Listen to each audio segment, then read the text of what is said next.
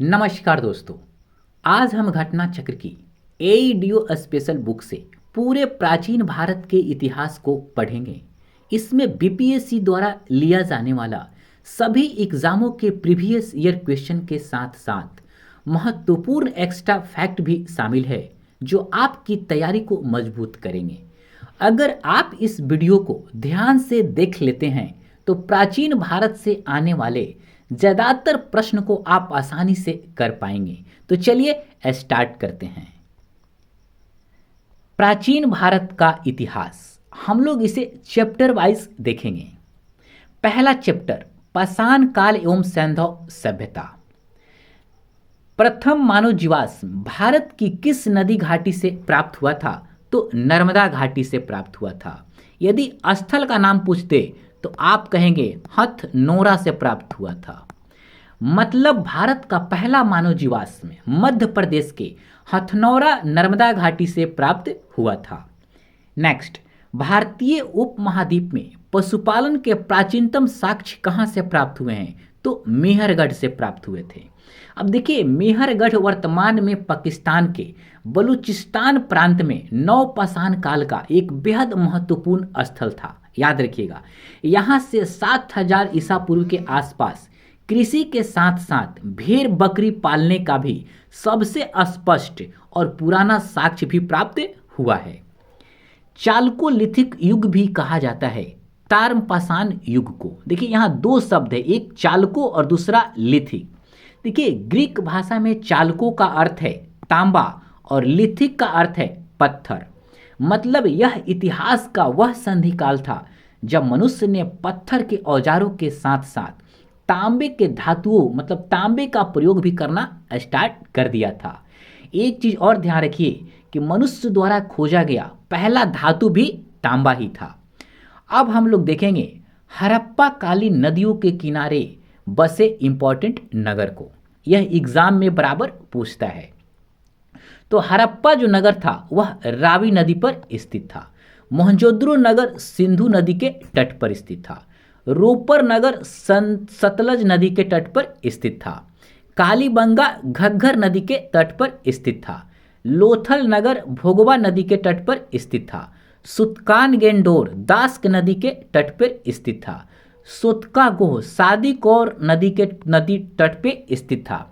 आलमगीरपुर हिंडन नदी के तट पर स्थित था। रंगपुर भादर या मादर नदी पर स्थित था। कोटदीजी सिंधु नदी के तट पर स्थित था। कुनाल नगर सरस्वती नदी के तट पर स्थित था। चन्हुदोरो सिंधु नदी के तट पर स्थित था। बनावली नगर सरस्वती नदी के तट पर स्थित था। मांडा जो नगर था वह चिनाब नदी के तट पर स्थित था। भगवानपुरा सरस्वती नदी के तट पर स्थित था। दैमाबाद नगर परवरा नदी के तट पर स्थित था। आमरी जो नगर था वह सिंधु नदी के तट पर स्थित था। राखीगढ़ी नगर यह घग्गर नदी के तट पर स्थित था। नेक्स्ट, सिंधु सभ्यता संबंधित था आद्य ऐतिहासिक युग से। अब देखिए, इसको आद्य ऐतिहासिक युग किसे कहते हैं? देखिए, यह इतिहास का वह संधिकाल था। मतलब आप इसे ऐसे समझिए कि यह इतिहास का वह कालखंड था जहां पे लिखित साक्ष्य तो मिलता है लेकिन उन्हें अभी तक पढ़ा नहीं जा सका है। इसीलिए इसे आद्य ऐतिहासिक काल कहते हैं। अब देखिए, सिंधु घाटी सभ्यता की लिपि को यदि आप देखेंगे तो वह भाव चित्रात्मक लिपि थी। मतलब आज तक इसे कोई भी नहीं पढ़ पाया है। इसीलिए इस सिंधु घाटी सभ्यता को आद्य ऐतिहासिक युग के अंतर्गत रखा गया है। नेक्स्ट, हड़प्पा में मिट्टी के बर्तनों पर सामान्यतः किस रंग का उपयोग हुआ था? तो लाल रंग का उपयोग हुआ था। अब देखिए, इसको वैसे समझिए कि हड़प्पा वासी मुख्य रूप से पकी हुई मिट्टी के बर्तन बनाते थे जिसका आधार न लाल रंग का होता था।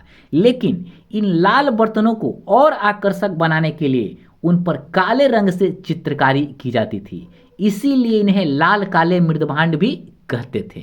अब देखिए, यदि पूछेगा कि इन बर्तनों पर किस रंग से चित्रकारी की जाती थी तो याद रखिएगा काले रंग से चित्रकारी की जाती थी। नेक्स्ट, इस हड़प्पाई नगर में किस हड़प्पाई नगर से जूते हुए खेतों के निशान प्राप्त हुए हैं? तो आप कहेंगे कालीबंगा से। अब देखिए कालीबंगा राजस्थान के हनुमानगढ़ जिले में घग्गर नदी के तट पर स्थित है। अब देखिए कालीबंगा का अर्थ होता है काले रंग की चूड़िया।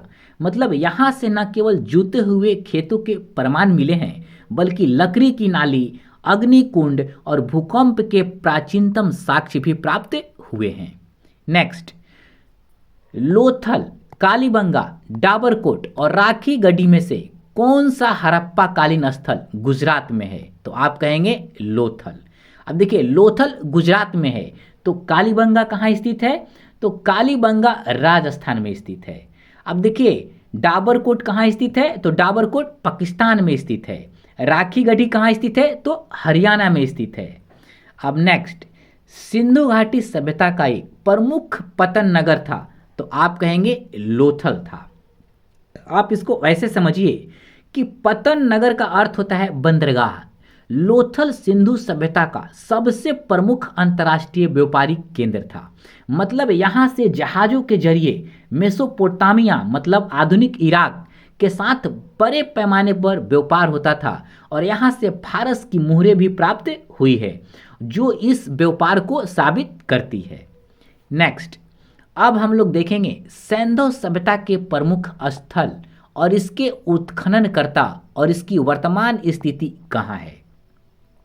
वैसे तो पूछा जाता है कि हड़प्पा के मतलब उत्खननकर्ता या खोजकर्ता कौन है, लेकिन कभी कभी डेट या वर्तमान स्थिति भी आपसे पूछ सकता है, तो आप ध्यान रखिएगा। देखिए हड़प्पा का उत्खननकर्ता या खोजकर्ता कौन थे? तो दयाराम साहनी और माधव स्वरूप वत्स। देखिए दयाराम साहनी शुरुआत में और माधव स्वरूप वत्स इसे बाद में इसे जारी रखे थे। अब देखिए हड़प्पा की खोज कब किया गया? तो आप कहेंगे 1921 में। और इसकी वर्तमान स्थिति कहाँ स्थित है? तो यह साहिवाल जनपद पाकिस्तान में स्थित है। मोहनजोदड़ो की खोज राखाल दास बनर्जी ने 1922 में की थी और इसकी वर्तमान स्थिति लरकना जनपद के सिंध प्रांत पाकिस्तान में है। नेक्स्ट, चान्हू दरों की खोज एनजी मजूमदार ने 1931 में की थी और इसकी वर्तमान स्थिति सिंध प्रांत पाकिस्तान में है।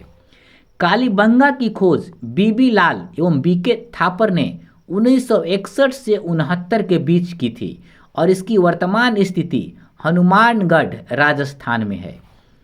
कोटदीजी की खोज फजल अहमद खान ने 1957 से 58 के बीच की थी और इसकी वर्तमान स्थिति खैरपुर सिंध प्रांत पाकिस्तान में है।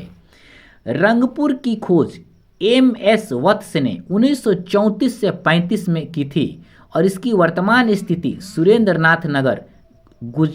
नगर गुजरात में है। रोपर की खोज यज्ञदत्त शर्मा ने 1953 से 55 में की थी और इसकी वर्तमान स्थिति रूपनगर पंजाब में है। लोथल की खोज एसर राव ने 1954 से 1955 में की थी और इसकी वर्तमान स्थिति अहमदाबाद गुजरात में है। आलमगीरपुर की खोज यज्ञदत्त शर्मा ने 1958 में की थी और इसकी वर्तमान स्थिति मेरठ उत्तर प्रदेश में है। सुतकान गेंडोर की खोज ऑरेल स्टाइन और जॉर्ज डेल्स ने 1927 से 62 के बीच की थी और इसकी वर्तमान स्थिति पाकिस्तान में मकरान समुद्र तट पर स्थित है। बनावली की खोज रविंद्र सिंह बिष्ट ने 1974 से 77 के बीच की थी और इसकी वर्तमान स्थिति फतेहाबाद हरियाणा में है। धौलावीरा की खोज जेपी जोशी ने 1967 से 68 में की थी और इसकी वर्तमान स्थिति कच्छ गुजरात में है। नेक्स्ट फैक्ट, सिंधु घाटी सभ्यता की सबसे प्रमुख महत्वपूर्ण विशेषता है पक्की ईंट से बनी इमारत और वास्तुकला। याद रखिएगा। नेक्स्ट फैक्ट, इसे किस हड़प्पा कालीन स्थल से हल्का टेराकोटा प्राप्त हुआ है? तो आप कहेंगे बनावली कालीबंगा से। अब देखिए आप इसको वैसे समझिए कि टेराकोटा का क्या अर्थ होता है। तो देखिए टेराकोटा का अर्थ होता है आग में पकी हुई मिट्टी, मतलब जिससे खिलौना या मूर्तियों को बनाया जाता था। अब देखिए बनावली हरियाणा के फतेहाबाद में है। मतलब एक चीज़ ध्यान रखिए कि बनावली से ही मिट्टी का बना हुआ हल्का खिलौना भी प्राप्त हुआ है, जबकि कालीबंगा से जूते हुए खेत का प्रत्यक्ष प्रमाण प्राप्त हुआ है। नेक्स्ट, हाथी, बैल, घोड़ा में से वह जानवर जिसके बारे में सिंधु घाटी सभ्यता के लोगों को नहीं पता था। तो आप कहेंगे कि इनमें सभी को पता था, मतलब ऑप्शन में था इनमें से कोई नहीं, मतलब हाथी भी जानते थे, बैल भी पता था, घोड़ा भी पता था। अब देखिए हड़प्पा वासी ना हाथी और कुबर वाले बैल से बहुत अच्छे तरीके से परिचित हैं। अब देखिए बैल को तो वे पूजा भी करते थे, जबकि घोड़ा, अब देखिए घोड़ा के बारे में आप समझिए, सुरकोटता से घोड़े की हड्डियां भी प्राप्त हुई है, इसलिए वे तीनों जानवरों को जानते थे। नेक्स्ट, हड़प्पा एवं मोहनजोदड़ो के उत्खनन से कौन संबंधित नहीं थे? ऑप्शन देख के आप बताएंगे। तो उस जब एग्जाम में पूछा था तो उसमें बीए स्मिथ इससे संबंधित नहीं थे। क्यों? क्योंकि बीए स्मिथ एक बहुत ही प्रसिद्ध ब्रिटिश इतिहासकार थे, मतलब यह एक पुरातत्वविद नहीं थे बल्कि यह एक इतिहासकार थे, इसीलिए हड़प्पा एवं मोहनजोदड़ो से संबंधित नहीं थे। हड़प्पा की खोज से दयाराम साहनी संबंधित थे, जबकि मोहनजोदड़ो की खोज से राखाल दास बनर्जी संबंधित थे। अब हम लोग देखेंगे प्रमुख धातु एवं इसके प्राप्ति स्थल, यह भी एग्जाम में आता है। अब देखिए तांबा कहाँ से प्राप्त होता था? तो खेतरी राजस्थान से, जैसे ज़्यादा इंपॉर्टेंट यही है, खेतरी यही ज़्यादा पूछता है। लेकिन और तांबा बलूचिस्तान से भी प्राप्त होता था, ओमान से भी प्राप्त होता था। लाजवर्द बदख्शा मतलब अफगानिस्तान में स्थित है, यहाँ से प्राप्त होता था।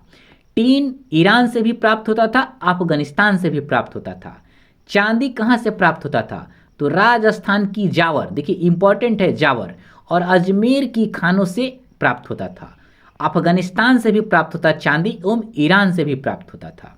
अब देखिए सीसा कहाँ से प्राप्त होता था? तो अफगानिस्तान से भी प्राप्त होता था, ईरान से भी प्राप्त होता था, और अजमेर जो राजस्थान में स्थित है यहाँ से भी प्राप्त होता था।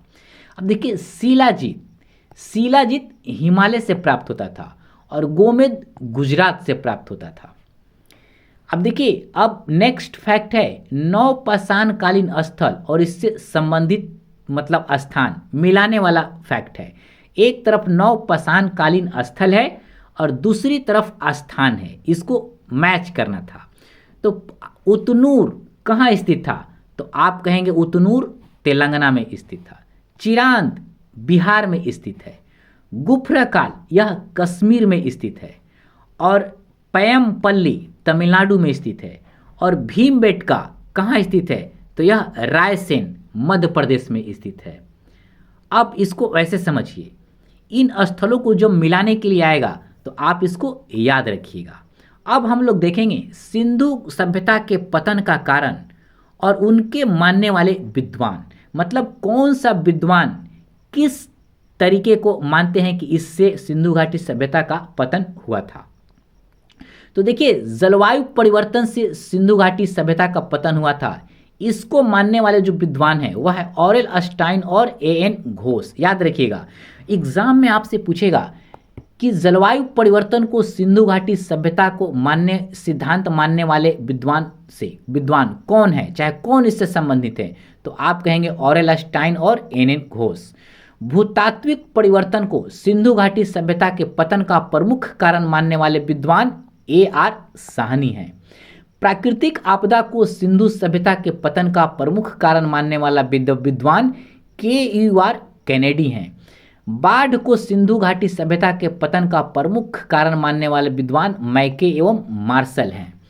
आर्यों का आक्रमण प्रमुख सिद्धांत मानने वाला जो विद्वान है वो गार्डन चाइल्ड और व्हीलर हैं। पर्यावरण परिवर्तन को सिंधु घाटी सभ्यता के पतन का प्रमुख कारण मानने वाले विद्वान एम दिमित्री मेव थे। अब नेक्स्ट, IIT खड़गपुर के अध्ययन दल की रिपोर्ट के अनुसार लगातार कितने वर्षों की न के बराबर वर्षा का होना सिंधु घाटी सभ्यता के पतन का कारण रहा था? तो 900 वर्ष ऑप्शन में, मतलब यह 900 वर्ष सही है। आप इसको ऐसे समझिए, पहले के इतिहासकार केवल बाढ़ या आर्यों के आक्रमण को ही पतन का मुख्य कारण मानते थे, लेकिन IIT खड़गपुर के इस नई रिसर्च से लगातार सूखे को सबसे बड़ा वैज्ञानिक कारण माना गया। नेक्स्ट, प्राचीन काल में गंगा के दक्षिण क्षेत्र को क्या कहा जाता था? तो मगध कहा जाता था। आप इसको वैसे समझिए कि प्राचीन भारत में गंगा नदी के दक्षिण का यह पूरा इलाका मगध कहलाता था। वर्तमान में पटना, गया, नालंदा का क्षेत्र मगध में शामिल था। देखिए मगध का जो क्षेत्र था ना, यह अपनी उपजाऊ भूमि, हाथियों को उपलब्धता और लोहे की खदानों के कारण मतलब बहुत ही ज़्यादा महत्वपूर्ण था। मतलब सबसे शक्तिशाली साम्राज्य भी यही बना जहाँ से हर्यक, मौर्य और गुप्त जैसे महान राजवंशों ने पूरे भारत पर राज्य किया। अब हम लोग दूसरा चैप्टर करेंगे, वैदिक काल।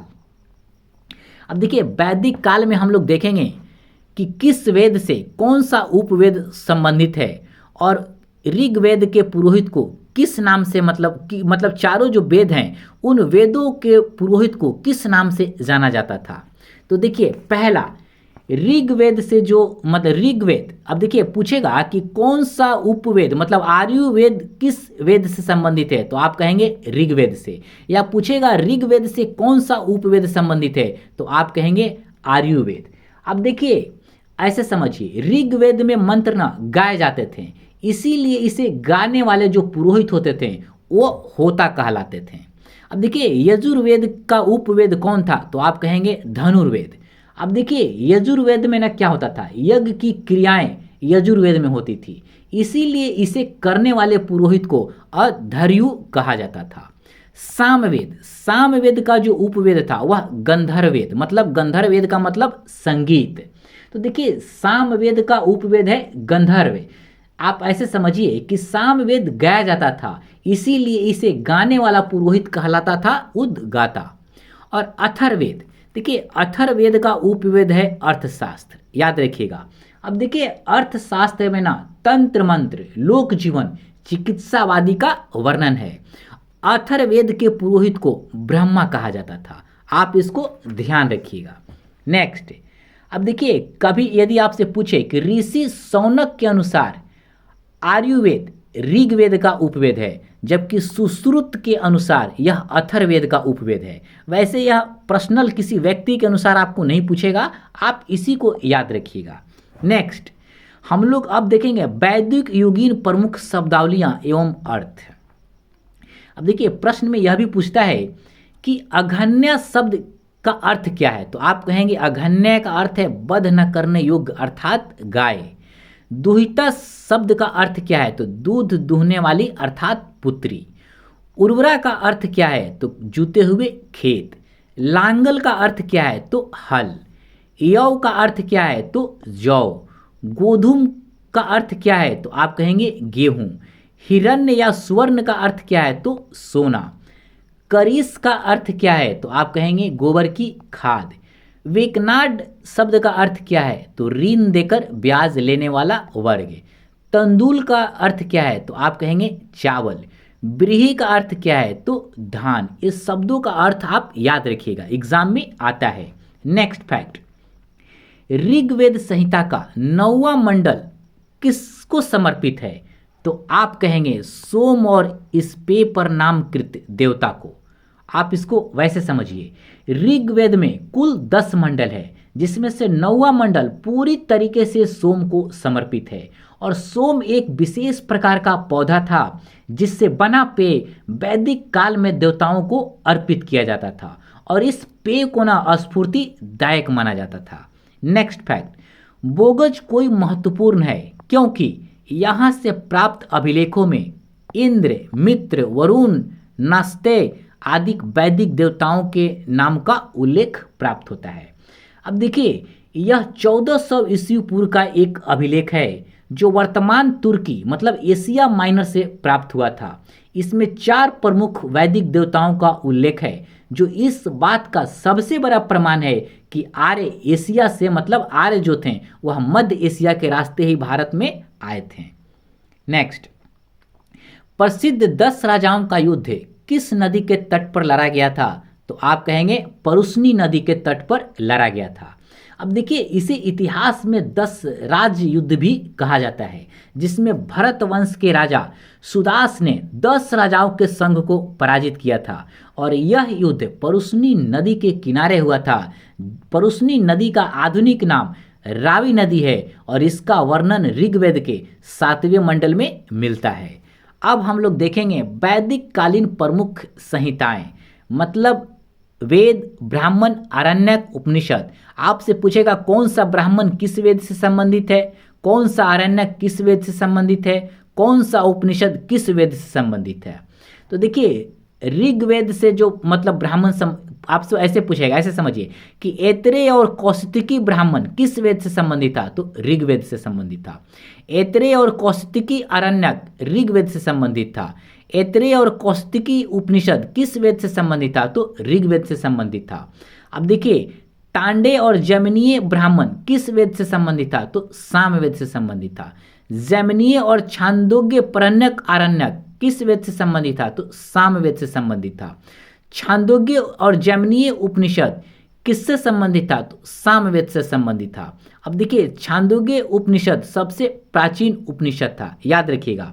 अब आपसे पूछेगा तैत्तिरीय और शतपथ जो ब्राह्मण है वह किस वेद से संबंधित था, तो यजुर्वेद से संबंधित था। तैत्तिरीय और शतपथ जो आरण्यक था वह किससे संबंधित था, तो यजुर्वेद से संबंधित था। वृद्धारण्यक और कठोपनिषद किस वेद से संबंधित था, यजुर्वेद से संबंधित था। अब देखिए फिर पूछेगा गोपथ ब्राह्मण किस वेद से संबंधित था, तो अथर्ववेद से संबंधित था।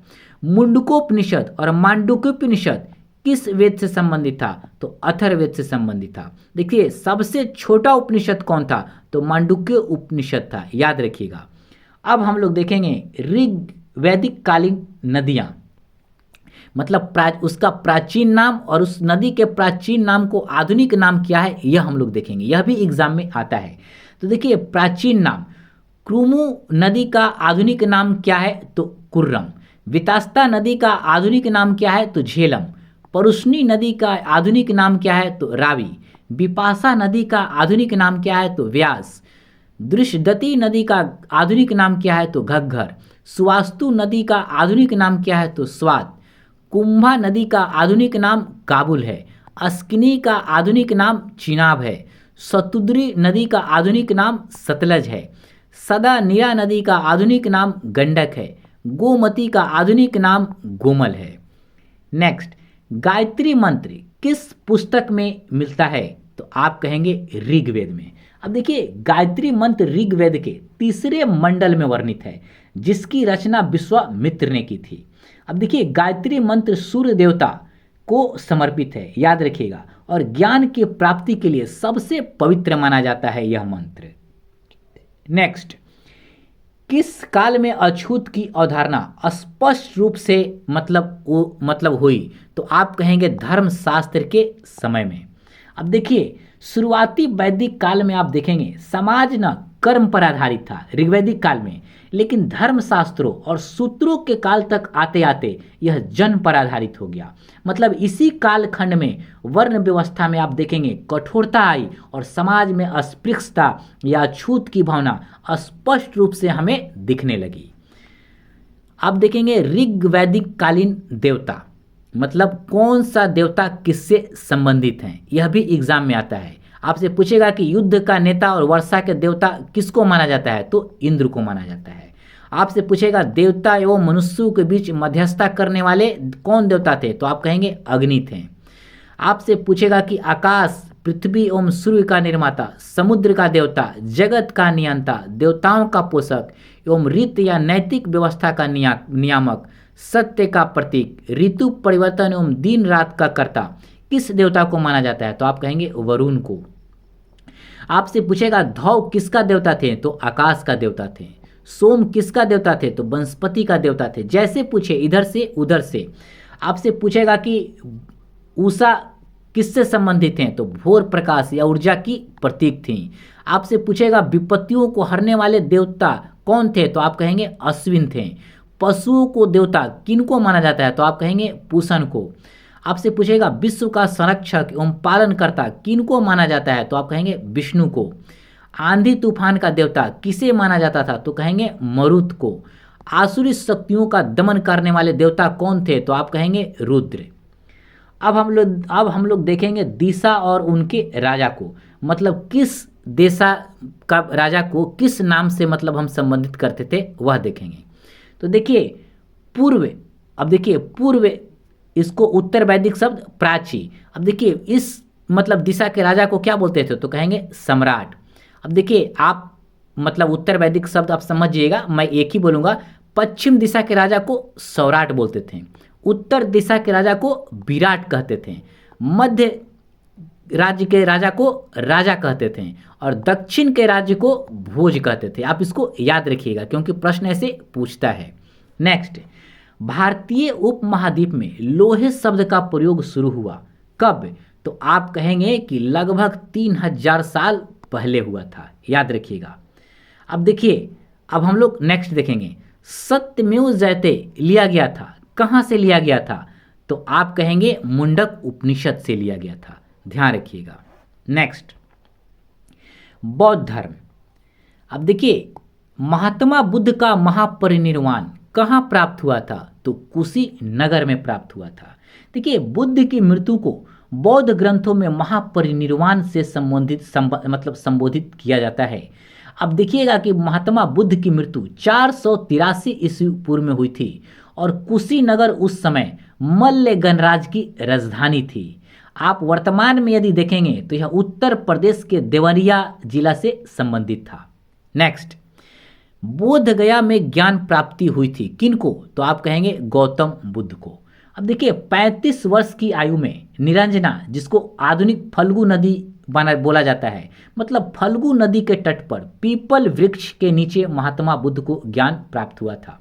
ज्ञान प्राप्ति के बाद सिद्धार्थ क्या कहलाए, बुद्ध। बुद्ध का मतलब ज्ञानी होता है और वह स्थान बोध गया के नाम से प्रसिद्ध हुआ। नेक्स्ट, महात्मा बुद्ध ने अपना पहला धर्म चक्र प्रवर्तन किस स्थान पर दिया था, तो आप कहेंगे सारनाथ। मतलब बुद्ध के प्रथम उपदेश की घटना को ही बौद्ध धर्म में धर्म चक्र प्रवर्तन कहा जाता है और यह उपदेश सारनाथ के ऋषि पतन में 5 ब्राह्मण शिष्यों को दिया गया था। गौतम बुद्ध अपना प्रथम उपदेश कहाँ दिए थे, तो सारनाथ में दिए थे। बस उसी चीज को यहाँ रिपीट किया गया है। अब हम लोग देखेंगे बौद्ध संगतियाँ, मतलब 4 जो बौद्ध संगति हुआ था वह कहाँ हुआ था, कब हुआ था, उसके अध्यक्ष कौन थे, उस समय शासक कौन था, यह सभी चीज़ों को आपको याद रखना है। देखिए प्रथम बौद्ध संगति कब हुआ था, तो 483 ईस्वी पूर्व में हुआ था। पूछेगा प्रथम बौद्ध संगति कहाँ हुआ था, तो राजगृह में हुआ था। प्रथम बौद्ध संगति के समय उसका अध्यक्ष कौन था, तो आप कहेंगे महाकश्यप था। अब देखिए प्रथम बौद्ध संगति किस शासक के काल में हुआ था, तो यह अजात शत्रु के काल में हुआ था। द्वितीय बौद्ध संगति 383 ईस्वी पूर्व में हुआ था। द्वितीय बौद्ध संगति कहाँ हुआ था, तो वैशाली में हुआ था। द्वितीय बौद्ध संगति की अध्यक्षता कौन किए थे, तो साबक मीर या सौर्य कामी ने किए थे। द्वितीय बौद्ध संगति जब हुआ था तो उस समय शासक कौन थे, तो यह काला शोक के शासनकाल में हुआ था। तृतीय बौद्ध संगति 3वीं शताब्दी ईस्वी पूर्व में हुआ था और यह कहाँ हुआ था, तो तृतीय बौद्ध संगति पाटलिपुत्र में हुआ था और तृतीय बौद्ध संगति की अध्यक्षता मोगलीपुत्र तिस ने किया था और तृतीय बौद्ध संगति अशोक के शासन काल में हुआ था। चतुर्थ बौद्ध संगति ईस्वी पूर्व की प्रथम शताब्दी में हुआ था और चतुर्थ बौद्ध संगति कहाँ हुआ था, तो कुंडलवन जो कश्मीर में स्थित है यहाँ हुआ था और चतुर्थ बौद्ध संगति की अध्यक्षता वसुमित्र ने की थी, जबकि इसकी उपाध्यक्ष अश्व घोष थे और चतुर्थ बौद्ध संगति कनिष्क के शासन काल में हुआ था। नेक्स्ट, भगवान बुद्ध के महापरिनिर्वाण के बाद पहली बौद्ध संगति राजगृह अर्थात राजगीर में हुई थी। हम लोगों ने देख लिया इसे। नेक्स्ट, भारतीय अब नेक्स्ट देखते हैं कि भारतीय कला में स्तूप पे चैत्य और विहार का निर्माण किससे संबंधित था, तो आप कहेंगे बौद्ध धर्म से संबंधित था, ध्यान रखिएगा। अब देखिए इसको थोड़ा ना विशेष अच्छे से समझते हैं। स्तूप, अब देखिए स्तूप किससे संबंधित था, तो देखिए स्तूप ना एक प्रकार से आप समझिए इसको कि यह एक प्रकार से उसका पूजा स्थल, मतलब नहीं सॉरी, स्तूप जो था मतलब पूरी तरीके से यह एक प्रकार से ना शिष्यों को यहाँ पे मतलब अवशेष रखा जाता था। मतलब एक बार फिर मैं इसे समझाता हूँ कि यह स्तूप यह गुंबदकार आकार की संरचना होती थी जहाँ बुद्ध या उनके शिष्यों के अवशेष को रखा जाता था। मतलब मृत्यु उपरांत उनके अवशेषों को यहाँ रखा जाता था। जबकि चैत्य क्या था, तो चैत्य बौद्धों के पूजा स्थल मतलब प्रार्थना कक्ष को कहा जाता था। और बिहार बौद्ध भिक्षुओं के रहने का स्थान मतलब आवास होता था। नेक्स्ट, बुद्ध के जीवन से संबंधित परिघटनाएं एवं संबंधित स्थान। तो देखिए, महात्मा बुद्ध का जन्म से संबंधित कौन है, तो महात्मा बुद्ध का जन्म लुम्बिनी में हुआ था। महात्मा बुद्ध का ज्ञान प्राप्ति बोध गया में हुआ था। महात्मा बुद्ध ने अपना प्रथम प्रवचन सारनाथ में दिया था। महात्मा बुद्ध का निधन कुशीनगर में हुआ था, याद रखिएगा। नेक्स्ट, गौतम बुद्ध का जन्म लुम्बिनी में हुआ था, वही चीज रिपीट है। देखिए, 563 ईस्वी पूर्व में नेपाल की तराई में स्थित कपिल वस्तु के पास लुम्बिनी वन में महात्मा बुद्ध का जन्म हुआ था। महात्मा बुद्ध के जो पिता थे शुद्धोधन, वह शाक्य गणराज्य के मुखिया थे, इसीलिए बुद्ध को शाक्य मुनि भी कहा जाता है। नेक्स्ट, बोध गया में महाबोधि मंदिर बनाया गया, कहाँ, जहाँ गौतम बुद्ध को ज्ञान प्राप्त हुआ था। मतलब निरंजना नदी, जिसको आधुनिक फल्गु नदी के नाम से जानते हैं, फल्गु नदी के तट पर जहाँ सिद्धार्थ को ज्ञान मिला और वे जहाँ बुद्ध कहलाएं, वहीं यह भव्य मंदिर स्थित है, याद रखिएगा। नेक्स्ट, बोध गया में बोधि वृक्ष अपने वंश की किस पीढ़ी की है, तो पंचम पीढ़ी की है। यह बीपीएससी में जब पूछा गया था तो इस क्वेश्चन को डिलीट कर दिया गया था, याद कर रखिएगा। अब देखिए इसको विस्तार से, जिस पीपल के पेड़ के नीचे महात्मा बुद्ध को ज्ञान मिला था, उसे प्राचीन काल में बंगाल के जो एक शासक था शशांक, उसने इसे कटवा दिया था। मतलब वर्तमान में जो वृक्ष वहाँ दिखता है आपको, वह अलेक्जेंडर कनिंघम द्वारा लगवाया गया था। मतलब यह 5वीं पीढ़ी का वृक्ष था। नेक्स्ट, त्रिपिटक किस धर्म की पुस्तक है, तो आप कहेंगे बौद्ध धर्म से संबंधित है। देखिए, पिटक का अर्थ क्या होता है, त्रिपिटक, पिटक का अर्थ होता है टोकरी। मतलब बौद्ध धर्म के उपदेशों को 3 भागों में बांटा गया था, सूट पिटक, विनय पिटक, अभिधम्म पिटक, इसी को त्रिपिटक कहा जाता है। नेक्स्ट, रत्नागिरी पर्वत पर स्थित विश्व शांति स्तूप बिहार में कहाँ है, तो आप कहेंगे राजगीर में स्थित है। अब देखिए, यह सफेद संगमरमर से बना भव्य स्तूप राजगीर की रत्नागिरी पहाड़ी पर स्थित है। पूछेगा किस पहाड़ी पर स्थित है, तो आप कहेंगे रत्नागिरी पहाड़ी पर स्थित है। मतलब इसे जापानी बौद्ध संघ के द्वारा बनवाया गया था, जहां तक जाने के लिए पर्यटकों को वर्तमान में रोपवे के माध्यम से पहुंचाया जाता है। नेक्स्ट, गौतम बुद्ध को एक देवता का स्थान किस राजा के युग में प्राप्त हुआ था, तो आप कहेंगे कनिष्क के काल में इसे प्राप्त हुआ था। अब देखिए, कुषाण वंश के जो राजा था कनिष्क के, इसी के समय में चौथी बौद्ध संगति का आयोजन किया गया था। और चौथी बौद्ध संगति में ही जो बौद्ध धर्म था वह 2 भागों में बट गया था, एक हीनयान और दूसरा महायान। अब देखिए, महायान शाखा के अनुयायियों ने ही सबसे पहले बुद्ध की मूर्तियां बनाकर उन्हें भगवान मानकर पूजा शुरू करना स्टार्ट किया। आपसे पूछेगा कि किस शाखा के अनुयायियों ने सबसे पहले बुद्ध की मूर्तियां बनाकर उन्हें देवता मानकर पूजना शुरू किया, तो आप कहेंगे महायान शाखा। नेक्स्ट, नालंदा विश्वविद्यालय के स्थापन का युग, मतलब नालंदा विश्वविद्यालय किस काल में स्थापित हुआ था, तो आप कहेंगे गुप्त काल में। अब देखिए, इसको आप ऐसे समझिए कि 5वीं शताब्दी में, मतलब गुप्त साम्राज्य को स्वर्ण युग भी कहा जाता है, याद रखिएगा। मतलब 5वीं शताब्दी में गुप्त काल में इस महान विश्वविद्यालय की स्थापना हुई थी। मतलब यह पूरी दुनिया के सबसे प्राचीन और महान आवासीय विश्वविद्यालयों में से एक था। नेक्स्ट, नालंदा विश्वविद्यालय के संस्थापक थे कुमारगुप्त, याद रखिएगा, यह आपको याद भी होगा। मतलब गुप्त वंश के प्रतापी शासक कुमारगुप्त प्रथम। अब देखिए, कुमारगुप्त प्रथम की एक उपाधि थी सक्रादित्य भी। आपसे पूछेगा कि किस शासक की उपाधि सक्रादित्य थी, तो आप कहेंगे कुमारगुप्त प्रथम। मतलब कुमारगुप्त प्रथम ने ही इस विश्वविद्यालय का निर्माण करवाया था। आगे चलकर इस विश्वविद्यालय को हर्षवर्धन और पाल वंश के राजाओं ने भी बड़े पैमाने पर संरक्षण प्रदान किया था।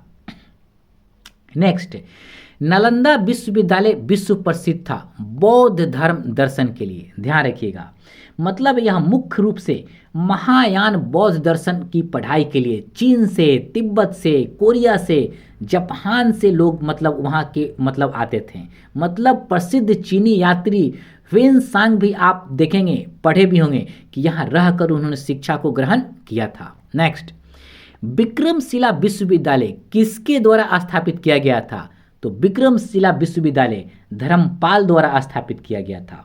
मतलब नालंदा के बाद भारत का यह दूसरा सबसे प्रमुख विश्वविद्यालय था। मतलब इस विश्वविद्यालय को 8वीं शताब्दी में पाल वंश के महान शासक धर्मपाल ने बनवाया था और यह व्रजयान बौद्ध शाखा का प्रमुख केंद्र था। आपसे पूछ भी सकता है कि यह बौद्ध किस बौद्ध शाखा से संबंधित था, तो आप कहेंगे व्रजयान बौद्ध शाखा का यह एक प्रमुख केंद्र था।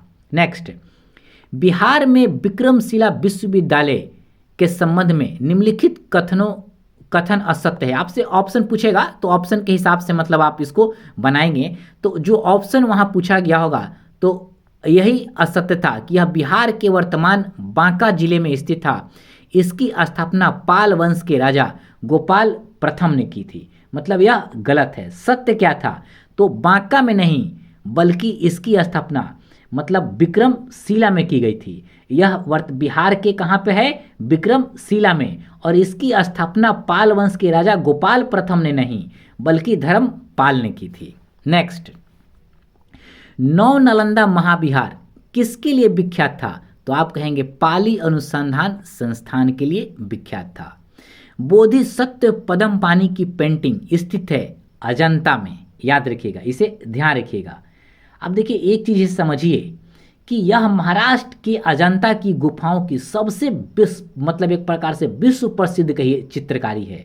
मतलब इसमें बोधिसत्व को अपने हाथ में एक नीला कदम मतलब कमल कहिए पद्म लिए हुए बहुत बड़ी ही करुणापूर्ण मुद्रा में दिखाया गया है।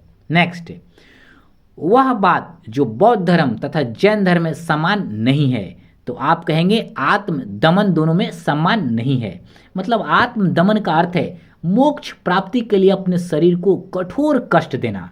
अब देखिए जैन धर्म में शरीर को कष्ट देने पर बड़े पैमाने पर बल दिया गया था, जबकि बुद्ध ने इसका विरोध किया था। मतलब बुद्ध का कहना था कि मध्यम मार्ग का पालन करिए, न ज़्यादा सुख न ज़्यादा कष्ट, मतलब न ज़्यादा सुख और न ज़्यादा कष्ट। अब नेक्स्ट, जैन धर्म। अब देखिए महावीर स्वामी का जन्म कहाँ हुआ था? तो आप कहेंगे कुंड ग्राम में हुआ था। अब देखिए जैन धर्म के यह 24वें तीर्थकर थे, याद रखिएगा, पूछ सकता है कि कौन तीर्थकर थे, तो यह 24वें तीर्थकर थे और इनका जन्म 540 ईस्वी पूर्व में वैशाली के निकट कुंड ग्राम में हुआ था।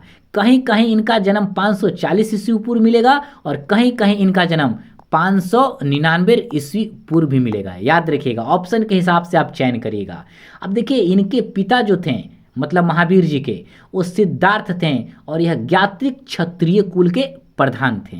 नेक्स्ट, जैन धर्म के 24वें तीर्थकर महावीर स्वामी का निर्वाण स्थल कहाँ स्थित है?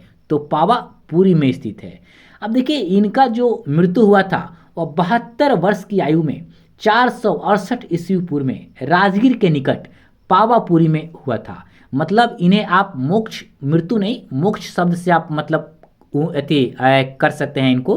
तो मतलब इनका जो निर्वाण प्राप्त हुआ था वह पावापुरी में हुआ था। नेक्स्ट, अब हम लोग देखेंगे 24 जैन तीर्थकर और उनके प्रतीक चिन्ह को। अब देखिए इसमें हम सभी को नहीं देखेंगे, जो एग्ज़ाम में पूछा जाता है और जो इम्पॉर्टेंट है उसी को हम लोग करेंगे, क्योंकि इतना आप भी याद नहीं कर सकते हैं। तो जो इम्पॉर्टेंट है उसी को देखेंगे। तो देखिए पहला तीर्थकर ऋषभ देव। अब देखिए ऋषभ देव का प्रतीक चिन्ह क्या था? तो बैल था। अजीतनाथ का प्रतीक चिन्ह क्या था? तो हाथी था। संभवनाथ का प्रतीक चिन्ह क्या था? तो घोड़ा था। अब देखिए 3 तक मोस्ट इंपॉर्टेंट है। अब छठा इंपॉर्टेंट है कि पद्म प्रभ का प्रतीक चिन्ह क्या है? तो कमल था। फिर चंद्रप्रभ का प्रतीक शब्द क्या था? तो चंद्रमा था। देखिए जो इंपॉर्टेंट है उसी को मैं करा रहा हूँ। फिर पूछेगा आपको नेक्स्ट कि मल्लीनाथ का मतलब प्रतीक क्या था? तो कलश था। फिर आपसे पूछेगा 22वां तीर्थकर नेमिनाथ, मतलब अरिष्टी नेमि का प्रतीक क्या था, तो शंख था। पार्श्वनाथ का प्रतीक क्या था, तो सर्प फन था। और 24वें तीर्थकर महावीर स्वामी का प्रतीक क्या था, तो सिंह था। याद रखिएगा। नेक्स्ट, वह स्थान जहां महावीर ने ज्ञान प्राप्त किया था, तो आप कहेंगे जुम्भी ग्राम में, है ना। इसको ध्यान रखिएगा।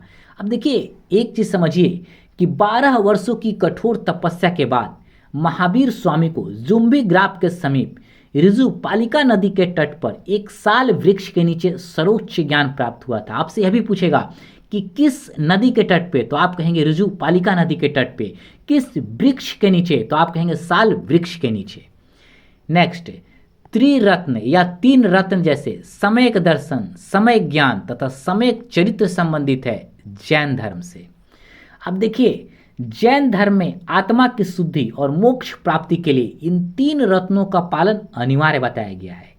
एक चीज समझिए कि जैन धर्म का जो त्रिरत्न है, सम्यक दर्शन, सम्यक ज्ञान और सम्यक चरित्र, बौद्ध धर्म के त्रिरत्न से बिल्कुल अलग है।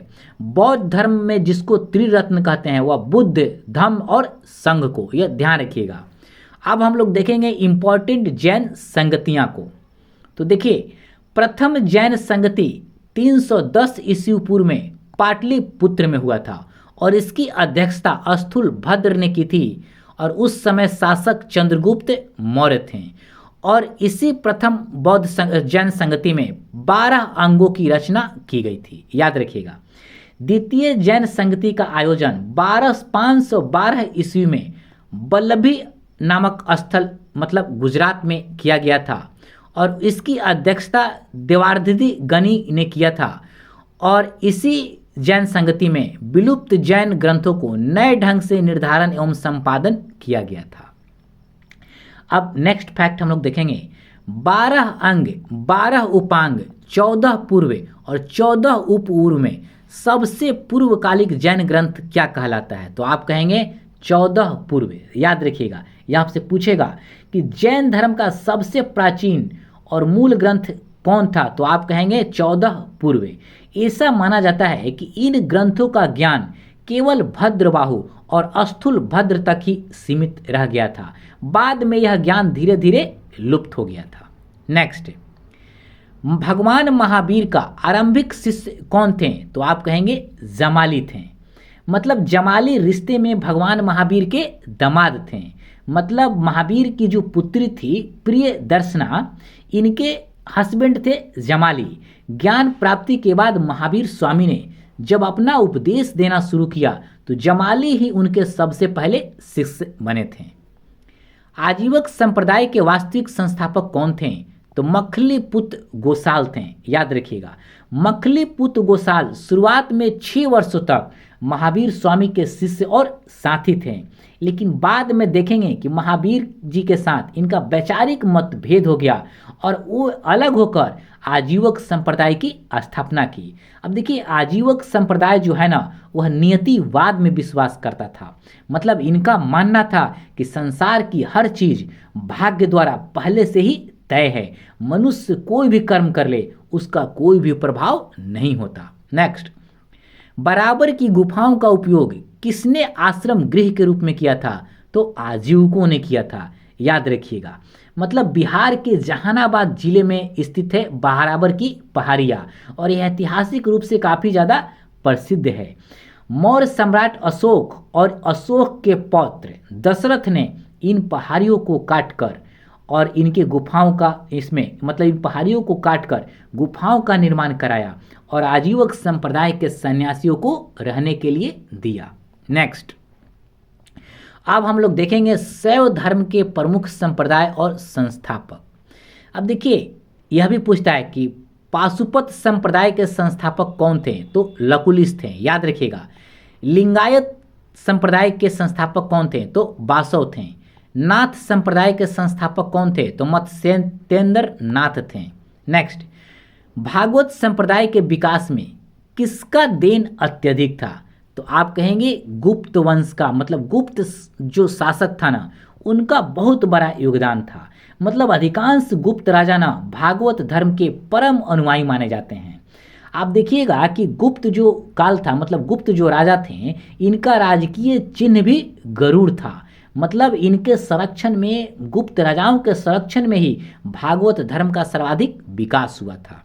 अब हम लोग नेक्स्ट चैप्टर देखेंगे, पांचवी चैप्टर है छठी सदी ईस्वी पूर्व की राजनीतिक दशा।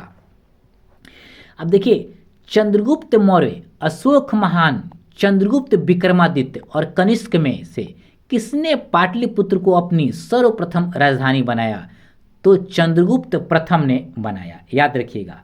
मतलब मौर्य काल में पाटलिपुत्र दुनिया का सबसे विशाल और सुरक्षित और शानदार नगरों में से एक था। आप देखेंगे कि मेगास्थनीज ने इस नगर का अपने बुक इंडिका में उल्लेख किया है। नेक्स्ट, किस राजा ने पाटलिपुत्र बसाया था? तो आप कहेंगे अजात शत्रु ने बसाया था। एक चीज ध्यान रखिए कि अजात शत्रु हर्यक वंश से संबंधित था और यह जो मतलब नगर था, यह गंगा और सोन नदी के संगम पर स्थित था। मतलब इसका मुख्य उद्देश्य मगध के प्रमुख जो वज्जी संघ था, उसके आक्रमणों से इसे सुरक्षा प्रदान करना था।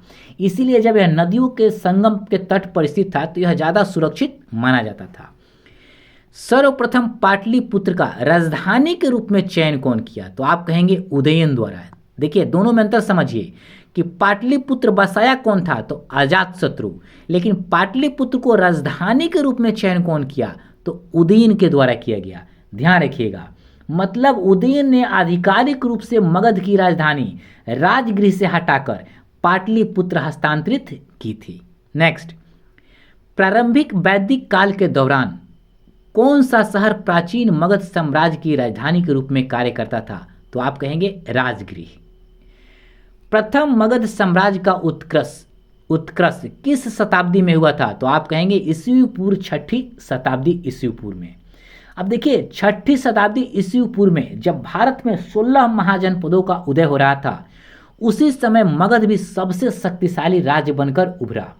अब देखिए, बिंबिसार के कुशल नेतृत्व में मगध के इस साम्राज्यवादी जो राज था, इसका मतलब एक प्रकार से उद्भव हुआ और बिंबिसार हर्यक वंश से संबंधित था। विश्व का पहला गणतंत्र वैशाली में स्थापित किया गया था लिच्छवियों को द्वारा, याद रखिएगा। मतलब यह वज्जी संघ की राजधानी थी, जहां शासन की शक्ति किसी एक राजा के बजाय एक सभा के हाथों में होती थी। नेक्स्ट, ईस्वी पूर्व छठी सदी में विश्व की प्रथम गणतंत्रात्मक व्यवस्था कहाँ थी? तो वैशाली में थी।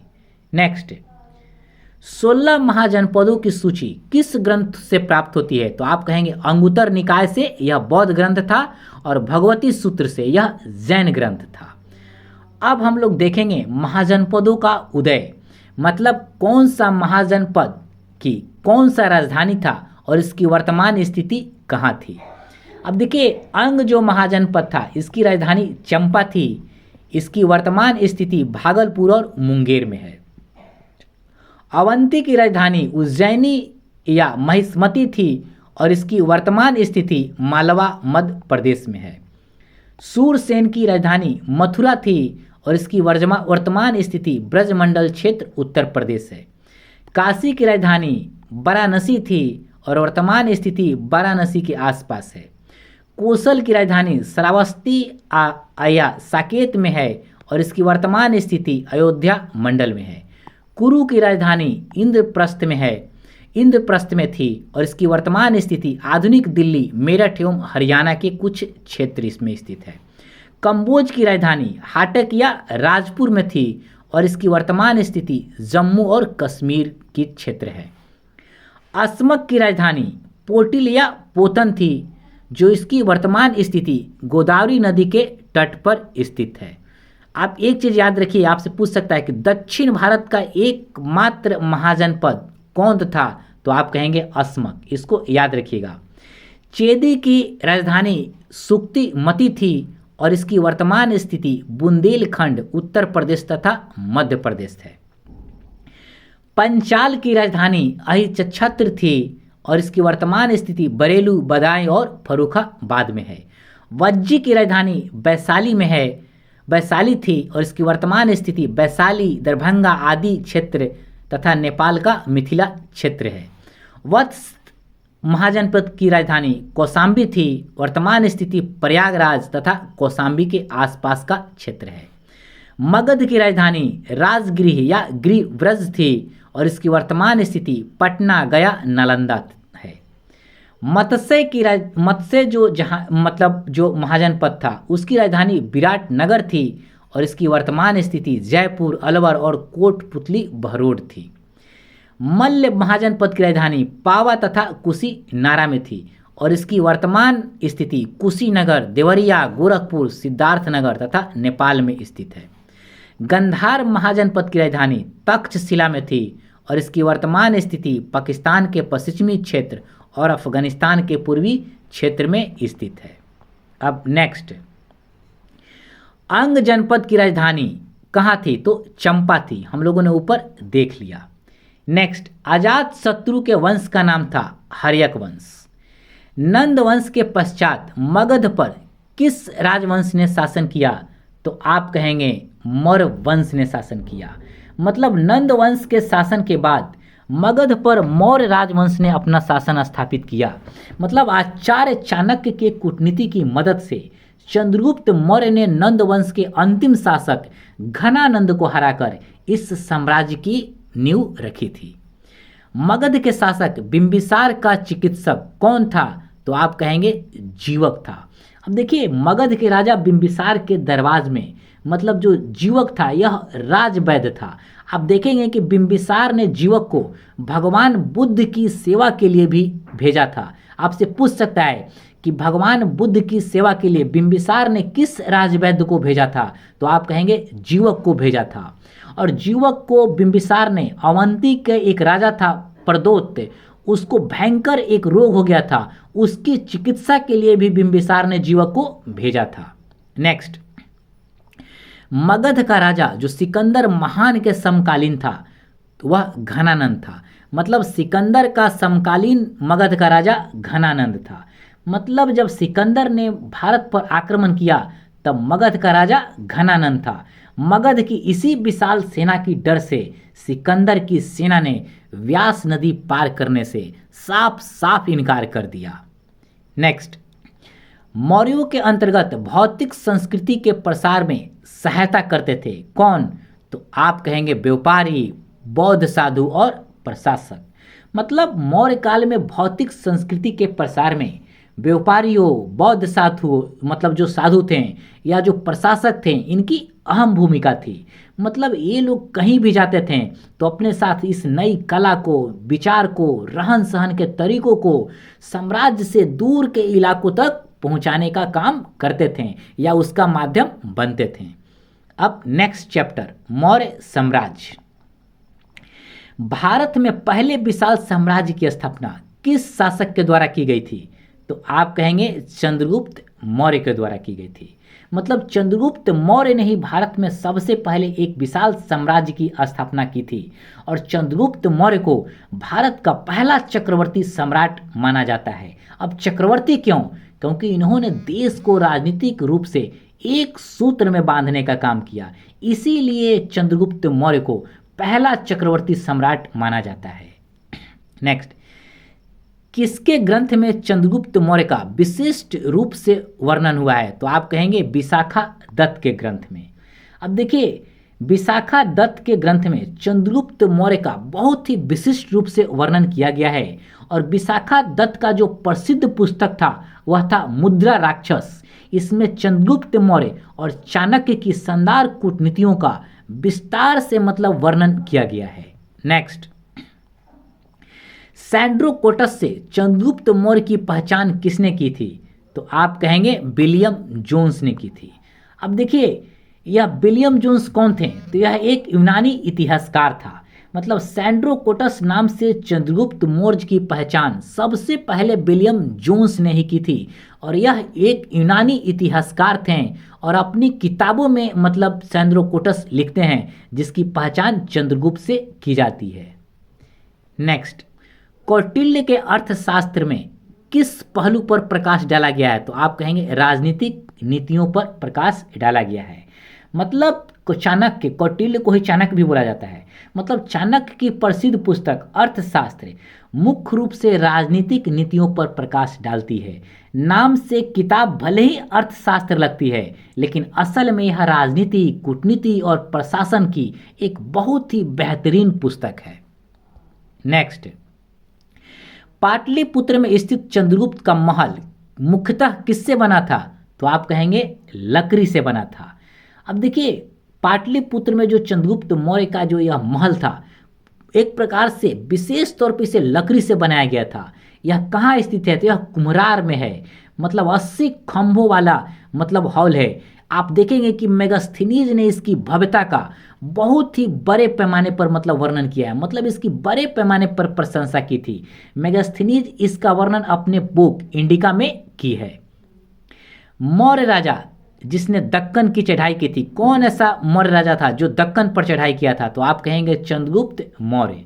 मतलब चंद्रगुप्त वह मौर्य राजा थे जिन्होंने दक्षिण भारत की चढ़ाई की थी। जैन ग्रंथों के अनुसार यदि आप देखेंगे तो चंद्रगुप्त ने अपने जीवन के अंतिम दिन कर्नाटक के श्रवण बेला में बिताए थे। मतलब एक प्रकार से आप इससे प्रमाणित मतलब इस प्रकार से समझ सकते हैं कि दक्षिण का विजय इन्होंने किया था। नेक्स्ट, अभिलेख कौन सा अभिलेख है जिससे यह प्रमाणित होता है कि चंद्रगुप्त का प्रभाव पश्चिम भारत पर था? तो आप कहेंगे रुद्रदामन का जूनागढ़ शिलालेख। आप इसको ऐसे समझिए कि रुद्रदामन के जूनागढ़ शिलालेख से यह बात प्रमाणित होती है कि चंद्रगुप्त मौर्य का प्रभाव पश्चिम भारत पर भी था। अब देखिए, रुद्रदामन का जो जूनागढ़ शिलालेख था यह संस्कृत में है, याद रखिएगा। मतलब इसी संस्कृत में जो लिखा हुआ अभिलेख है, इससे यह पता चलता है कि गुजरात में उसके गवर्नर का नाम क्या था? पुष्यगुप्त। मतलब उसने सिंचाई के लिए सुदर्शन झील का निर्माण करवाया था। आपसे यह पूछ सकता है कि चंद्रगुप्त क्या बोलते हैं कि कौन ऐसा गवर्नर था जिसने सिंचाई के लिए सुदर्शन झील का निर्माण करवाया था? तो आप कहेंगे वह पुष्यगुप्त था। नेक्स्ट, वह क्षेत्र जो अशोक के साम्राज्य में सम्मिलित नहीं था? तो आप कहेंगे श्रीलंका। अब देखिए, श्रीलंका का प्राचीन नाम भी कभी कभी पूछ सकता है। तो श्रीलंका का प्राचीन नाम तारमपर्णी था। मतलब यह अशोक के साम्राज्य में सम्मिलित नहीं था। कैसे? तो अशोक ने श्रीलंका में मतलब अपने पुत्र एवं पुत्री को बौद्ध धर्म के प्रचार के लिए भेजा था। उनका पुत्र का नाम महेंद्र था और पुत्री का नाम संघमित्रा था। अब हम लोग देखेंगे उस समय के प्रशासनिक समिति और उसके कार्य। आपसे पूछेगा कि प्रथम समिति का कार्य क्या था, द्वितीय का क्या काम था? तो याद रखिएगा, जो प्रशासनिक समितियां थी प्रथम, तो आपसे पूछेगा कि उद्योग एवं शिल्प कार्य का निरीक्षण प्रथम प्रशासनिक समिति करती थी। द्वितीय प्रशासनिक समिति का कार्य क्या था? तो विदेशियों की देखरेख था। तृतीय प्रशासनिक समिति का कार्य जन्म मरण का विवरण रखना था। चतुर्थ प्रशासनिक समिति का कार्य व्यापार एवं वाणिज्य की देखभाल करना था। पंचम प्रशासनिक समिति का कार्य निर्मित वस्तुओं के विक्रय का निरीक्षण करना था। षष्ठम प्रशासनिक समिति का कार्य बिक्री कर वसूल करना था। आप इसको याद रखिएगा। अब हम लोग देखेंगे अर्थशास्त्र में वर्णित कुछ तीर्थ और अध्यक्ष। आपसे पूछेगा कि कौन सा तीर्थ मतलब ये अधिकारी का नाम है, किस से संबंधित हैं? तो देखिए, पुरोहित धर्म एवं दान विभाग का प्रधान को पुरोहित के नाम से जाना जाता था। युवराज राजपुत्र थे। अब देखिए, सैन्य विभाग के प्रधान को सेनापति कहा जाता था। राजकीय करों के संग्रहकर्ता समाहर्ता थे। राजकीय कोष का अध्यक्ष सन्निधाता था। मुद्रा जारी करने वाले कौन थे? तो लक्षणाध्यक्ष थे। अब देखिए, खानों का अध्यक्ष को क्या कहा जाता था? तो आकाराध्यक्ष कहा जाता था। अब देखिए, पूछेगा फौजदारी न्यायालय का न्यायाधीश किस नाम से जाना जाता था? तो आप कहेंगे प्रदेष्ट था। वाणिज्य विभाग के अध्यक्ष को क्या कहा जाता था? तो पन्याध्यक्ष कहा जाता था। राजकीय कृषि के विभाग के अध्यक्ष को सीताध्यक्ष कहा जाता था। धर्म स्थलीय न्यायालय का न्यायाधीश को व्यवहारिक कहा जाता था। उद्योग एवं वाणिज्य का अध्यक्ष किसको माना जाता था? तो कर्मांतिक को माना जाता था। आपसे पूछेगा कि पुलिस अधिकारी को किस नाम से जाना जाता था? तो दंडपाल के नाम से जाना जाता था। चारागाह प्रमुख को, मतलब इसका अध्यक्ष या मतलब जो मेन था, इसको किस नाम से जाना जाता था? तो विविताध्यक्ष से। चाहे ऐसे भी पूछ सकता है कि विविताध्यक्ष किससे संबंधित थे? तो यह चारागाह प्रमुख से संबंधित थे। आपसे पूछेगा सीमावर्ती दुर्गों का रक्षक किस नाम से जाने जाते थे? तो आप कहेंगे अंतपाल से। आपसे पूछेगा सुनाध्यक्ष किस विभाग से संबंधित है? तो बूचर खाना का प्रमुख थे। आपसे पूछेगा कि वेश्याओं के प्रमुख को क्या कहा जाता था? तो आप कहेंगे गणिका अध्यक्ष कहा जाता था। अब नेक्स्ट, अशोक के शासन काल में बौद्ध सभा जिस नगर में आयोजित की गई थी वह नगर कौन सा था? तो पाटलिपुत्र था। हम लोगों ने इसे देख लिया है पहले ही। नेक्स्ट, अशोक के अधिकांश अभिलेखों में प्रयुक्त प्रमुख भाषा कौन सी थी? तो आप कहेंगे प्राकृत थी। अब देखिए, अशोक पहला शासक था जिसने शिलालेखों के माध्यम से सीधे अपनी जनता से संवाद किया। आपसे पूछेगा कि भारत का कौन ऐसा पहला शासक था जो जनता से जो मतलब संपर्क किया या संवाद किया वह शिलालेखों के माध्यम से? तो आप कहेंगे अशोक। नेक्स्ट, वह महाजनपद जो वर्तमान में भारत का हिस्सा नहीं है? तो आप कहेंगे गांधार। अब देखिए, प्राचीन भारत के 16 महाजनपदों में से गांधार जो महाजनपद था अब वर्तमान में पाकिस्तान और अफगानिस्तान क्षेत्र में स्थित है। नेक्स्ट, अशोक की नीति के आर्थिक परिणामों के कारण ही मौर्य साम्राज्य का पतन अधिकांशतः उचित था। इस तथ्य पर विश्वास किया किसने? तो आप कहेंगे रोमिला थापर ने। देखिए, रोमिला थापर क्या थे? तो रोमिला थापर एक प्रसिद्ध आधुनिक भारतीय इतिहासकार हैं, है ना। इनका मानना है कि अशोक की अत्यधिक शांतिपूर्ण नीतियों और बौद्ध संघों को भारी मात्रा में दान देने के कारण मौर्य साम्राज्य का जो खजाना था वह खाली हो गया, जिससे अंततः इस विशाल साम्राज्य का पतन हो गया। नेक्स्ट, महावंश के अनुसार बिंबिसार कितने वर्ष की आयु में सिंहासन पर बैठा था? तो आप कहेंगे 15 वर्ष की आयु में बैठा था। अब देखिए, महावंश एक अत्यंत प्रसिद्ध प्राचीन बौद्ध ग्रंथ है। अब देखिएगा कि महावंश श्रीलंका के इतिहास से जुड़ा हुआ ग्रंथ है, इस चीज को ध्यान रखिएगा। नेक्स्ट, अब हम लोग समझेंगे मौर्यकालीन सैन्य प्रशासन समितियां कौन किससे संबंधित है। तो देखिए, प्रथम समिति जल सेना से संबंधित था।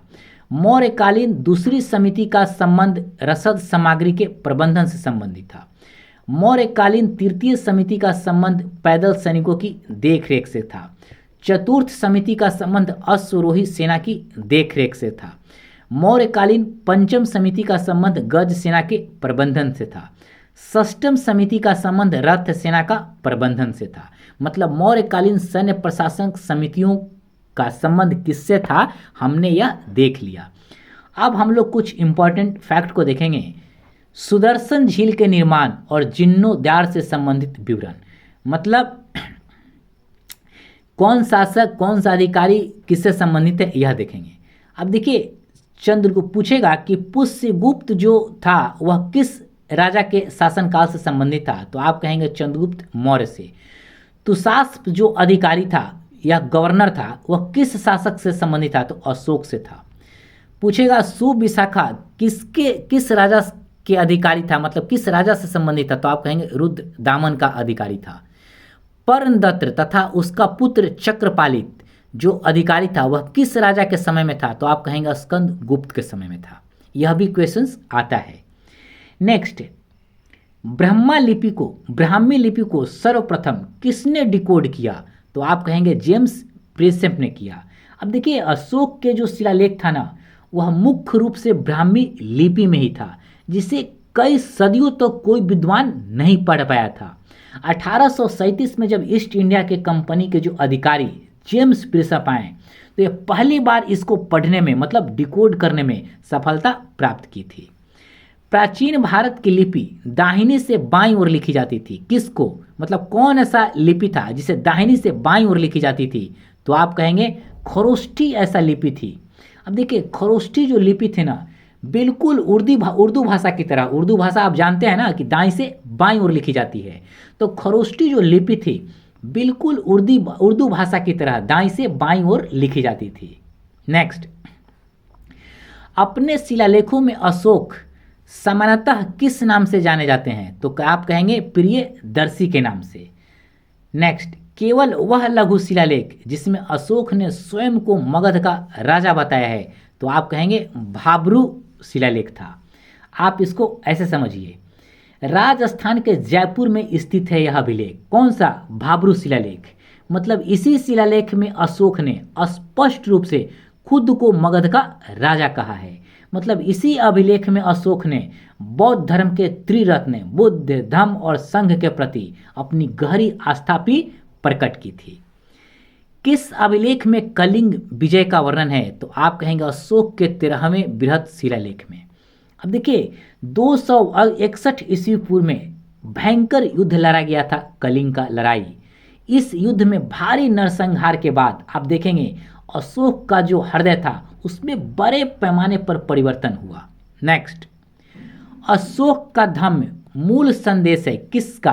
तो शांति, अहिंसा, धार्मिक सहनशीलता का। ठीक ना? देखिए अशोक का धर्म कोई नया धर्म नहीं था, बल्कि सभी धर्मों के अच्छी बातों को ना एक प्रकार से समेट लिया गया था। मतलब इनका बेहतर निचोड़ था। मतलब इसका मुख्य उद्देश्य क्या था? समाज में शांति, अहिंसा, बड़ों का आदर करना, सभी धर्मों के प्रति सम्मान भाव स्थापित करना। मेगास्थेनीज किसका दूत था? तो आप कहेंगे सेल्यूकस का यह दूत था।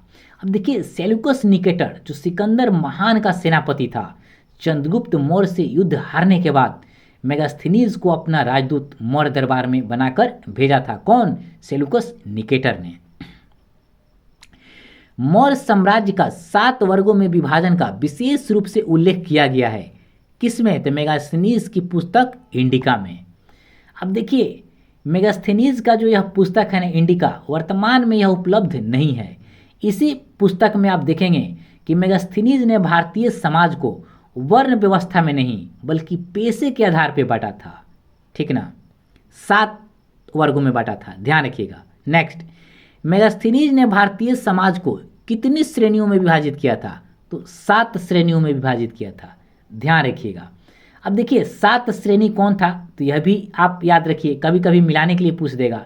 तो 7 श्रेणियों में दार्शनिक, किसान, अहीर, कारीगर, सैनिक, निरीक्षक और सभासद या मंत्री थे।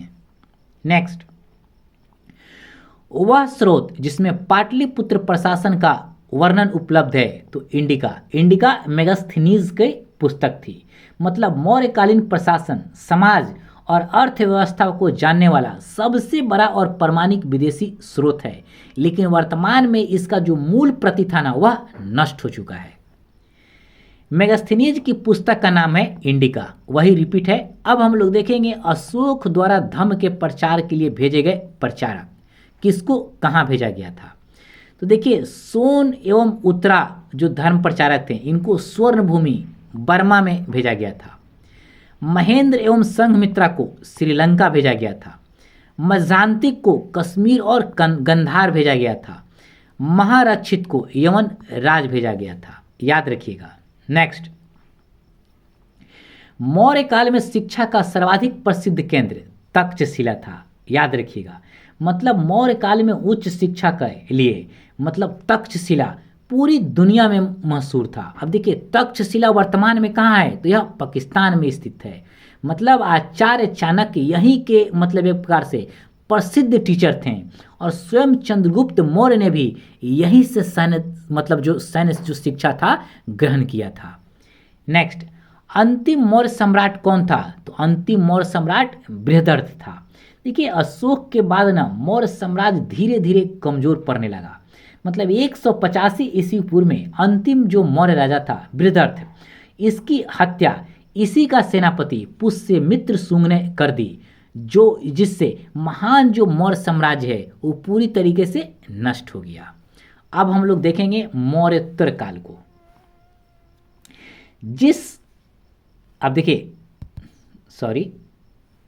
अब हम लोग देखेंगे मौर्योत्तर काल को। पहला पॉइंट, जिस अभिलेख में रुद्रदामन प्रथम की विभिन्न उपलब्धियां वर्णित है वह है जूनागढ़। इसको ध्यान रखिएगा। अब देखिए आप इसको वैसे समझिए, गुजरात के जूनागढ़ में स्थित प्रसिद्ध अभिलेख शक शासक किसका है? रुद्र दामन का है। और जो यह अभिलेख है ना, यह विशुद्ध संस्कृत भाषा का पहला और सबसे लंबा अभिलेख है, ध्यान रखिएगा। नेक्स्ट, दूसरी शताब्दी के आसपास रचित संस्कृत शिलालेख के अनुसार सुदर्शन झील एक कृत्रिम जलाशय की मरम्मत किसने की थी? तो रुद्र दामन ने की थी, ध्यान रखिएगा।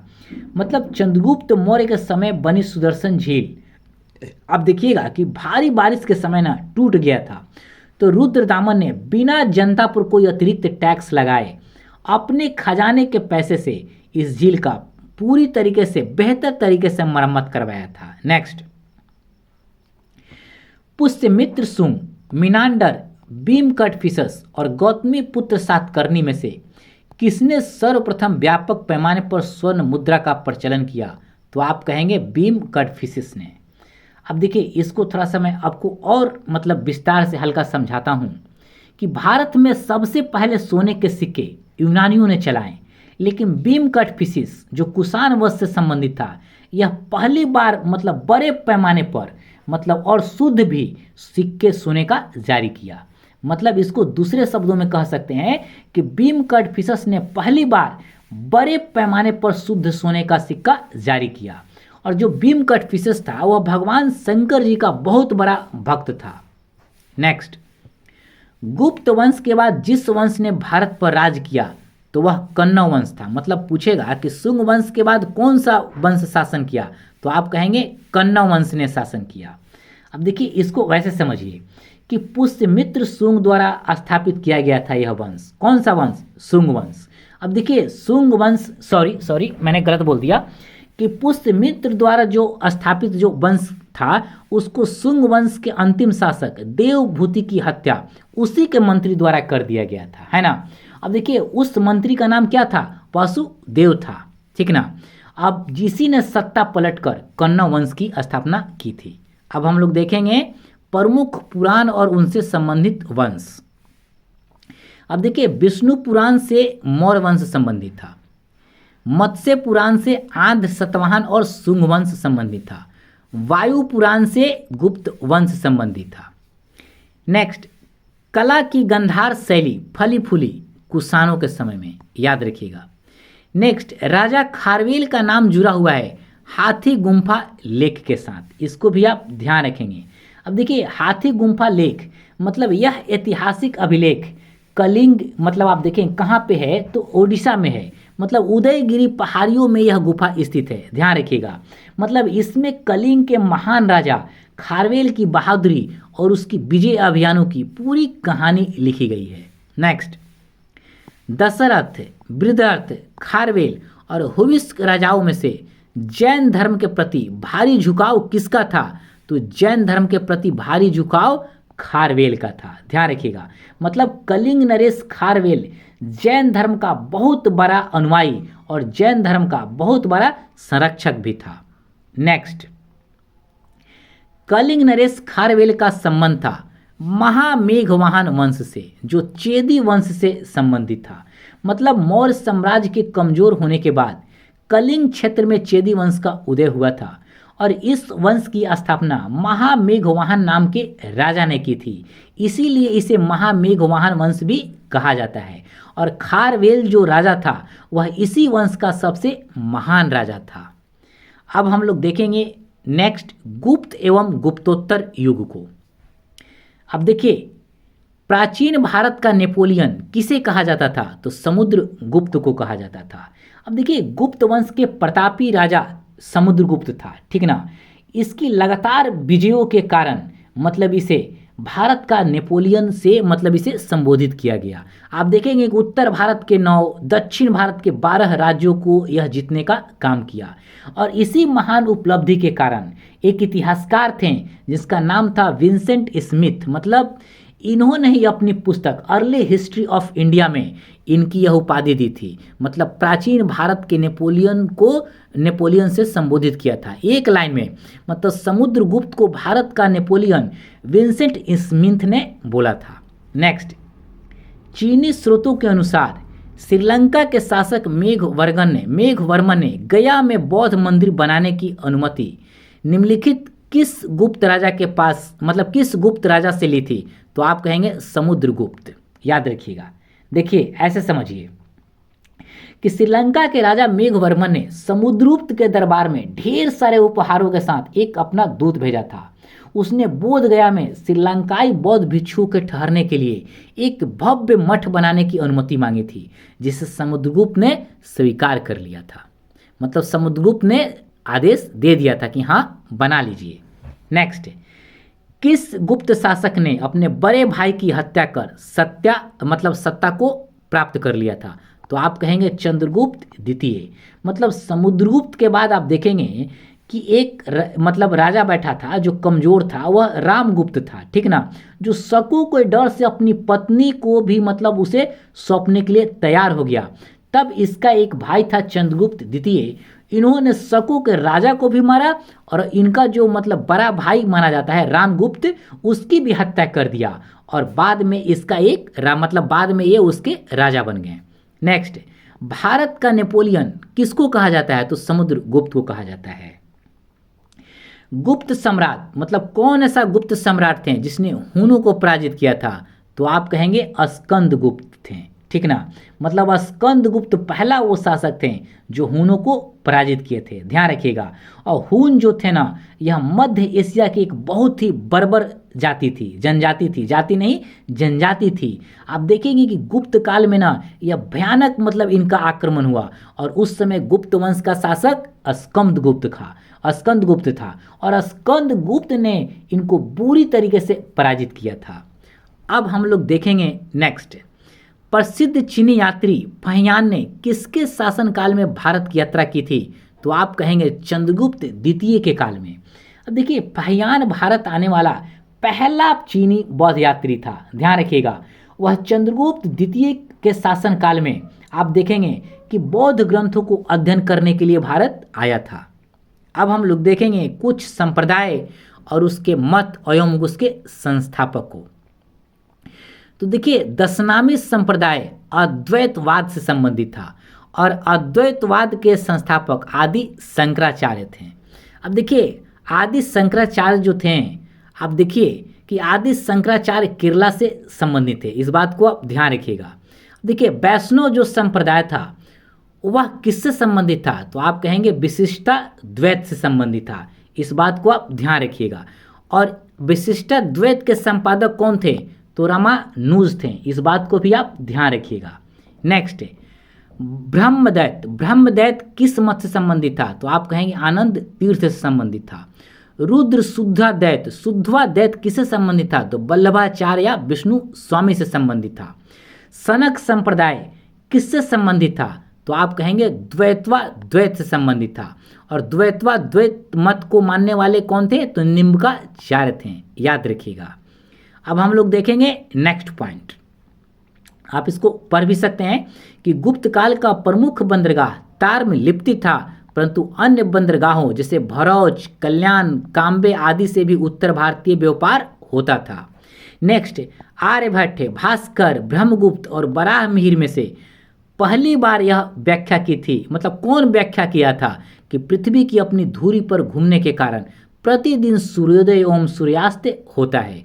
तो आप कहेंगे आर्यभट्ट ने। मतलब ये चारों ऑप्शन दे देगा कि आर्यभट्ट, भास्कर, ब्रह्मगुप्त और वराहमिहिर, इसमें से किसने पहली बार यह बताया कि पृथ्वी के अपनी धुरी पर घूमने के कारण प्रतिदिन सूर्योदय एवं सूर्यास्त होता है? तो आपका आंसर होगा आर्यभट्ट। मतलब महान खगोल शास्त्री और एक प्रकार से महान गणितज्ञ थे आर्यभट्ट। मतलब यह गुप्त काल से यह संबंधित हैं और अपनी पुस्तक आर्यभट्टीय में यह ऐतिहासिक सिद्धांत दिया था, याद रखिएगा। मतलब उन्होंने कोपरनिकस और गैलीलियो से काफ़ी पहले ही पूरी दुनिया को यह बता दिया कि पृथ्वी गोल है और अपनी धुरी पर घूमती है। नेक्स्ट, नगरों का क्रमिक पतन किस काल की एक महत्वपूर्ण विशेषता थी? तो आप कहेंगे गुप्त काल की विशेषता थी। देखिए गुप्त काल के अंतिम चरण में आप देखेंगे कि विदेशी व्यापार में ना भारी गिरावट आई और हुनों का लगातार आक्रमण भी हुआ। नेक्स्ट,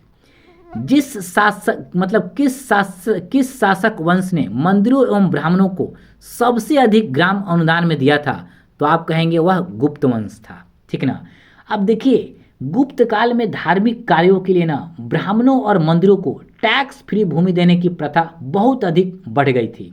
और यह जो टैक्स मुक्त जो भूमि थी, मतलब इसको अग्रहार कहा जाता था, जिसने आगे चलकर भारत में सामंतवाद को भी जन्म देने का काम किया था। नेक्स्ट, किस अभिलेख में विधवा दहन का उदाहरण उल्लेखित है? तो आप कहेंगे भानुगुप्त का एरन स्तंभ अभिलेख में। मतलब भानुगुप्त का जो एरन स्तंभ अभिलेख था, यह 510 ईस्वी का अभिलेख है और यह कहाँ पे है? मध्य प्रदेश के एरन में स्थित था। इसमें गुप्त शासक भानुगुप्त के सेनापति गोपराज की मृत्यु पर उसकी पत्नी के सती होने का स्पष्ट प्रमाण है। यह भारत में सती प्रथा का पहला लिखित साक्ष्य है।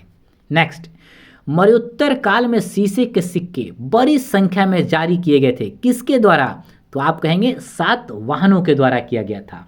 मतलब सातवाहन वंश जो थे वह दक्षिण भारत और महाराष्ट्र के मतलब क्षेत्र से संबंधित थे। आप देखेंगे कि सातवाहन वंश के राजाओं ने मुख्य रूप से शीशे के सिक्के चलाए थे, जो उन्होंने रोम से मंगाए थे। आप देखेंगे कि इसके अलावा जो सातवाहन वंश ने प्रोटीन, तांबे और कांसे के भी सिक्के चलाए, लेकिन शीशे के सिक्के इतिहास में इनकी सबसे बड़ी पहचान बन गए। प्रश्न आता भी है कि शीशे के सिक्के बड़े पैमाने पर किसने चलाया? तो सातवाहन वंश ने चलाया था। प्रसिद्ध इलाहाबाद प्रशस्ति का लेखक कौन था? तो आप कहेंगे हरिसेन थे। देखिए, प्रशस्ति का अर्थ क्या होता है? तो प्रशस्ति का अर्थ को आप समझिए कि राजा की प्रशंसा में लिखा गया लेख। ध्यान रखिएगा, प्रशस्ति का अर्थ होता है राजा की प्रशंसा में लिखा गया लेख है। मतलब यह प्रयाग प्रशस्ति समुद्रगुप्त की प्रशंसा में लिखी गई थी और इसके रचयिता समुद्रगुप्त के दरबारी कवि कौन थे? हरिसेन थे और यह विशुद्ध संस्कृत में खुदी गई है। नेक्स्ट, बराबर पर्वत श्रृंखला गोरखगिरी विजित की गई थी। किसके द्वारा? तो खारवेल के द्वारा। याद रखिएगा, मतलब हाथी गुम्फा अभिलेख के अनुसार कलिंग नरेश खारवेल ने मगध पर बहुत बड़ा आक्रमण किया था और इसी अभियान के दौरान उसने राजगृह के पास गोरखगिरी कहाँ है? बराबर की पहाड़ियों, मतलब यहाँ पर इस दुर्ग को तोड़कर मगध के राजा बृहस्पति मित्र को पराजित करने का काम किया था। नेक्स्ट, कौन पराजित था? खारवेल। ध्यान रखिएगा। नेक्स्ट, गुप्त युग में भूमि राजस्व की दर क्या थी? तो आप कहेंगे उपज का 6ठा भाग। ध्यान रखिएगा, मतलब गुप्त काल में राजा को कृषि भूमि के कुल उत्पादन का 1/6 भाग टैक्स के रूप में दिया जाता था। नेक्स्ट, धर्मशास्त्रों में भू राजस्व की दर क्या है? तो 1/6। यह भी आप ध्यान रखिएगा। नेक्स्ट, किस प्रकार की भूमि को अप्रहत्य कहा जाता था? तो बिना जोती हुई जंगली भूमि को अप्रहत्य के नाम से जाना जाता था। मतलब गुप्त काल में आप देखेंगे तो भूमि को कई प्रकारों में बांटा गया था, जैसे क्षेत्र, खेती योग्य भूमि, वास्तु, रहने योग्य भूमि।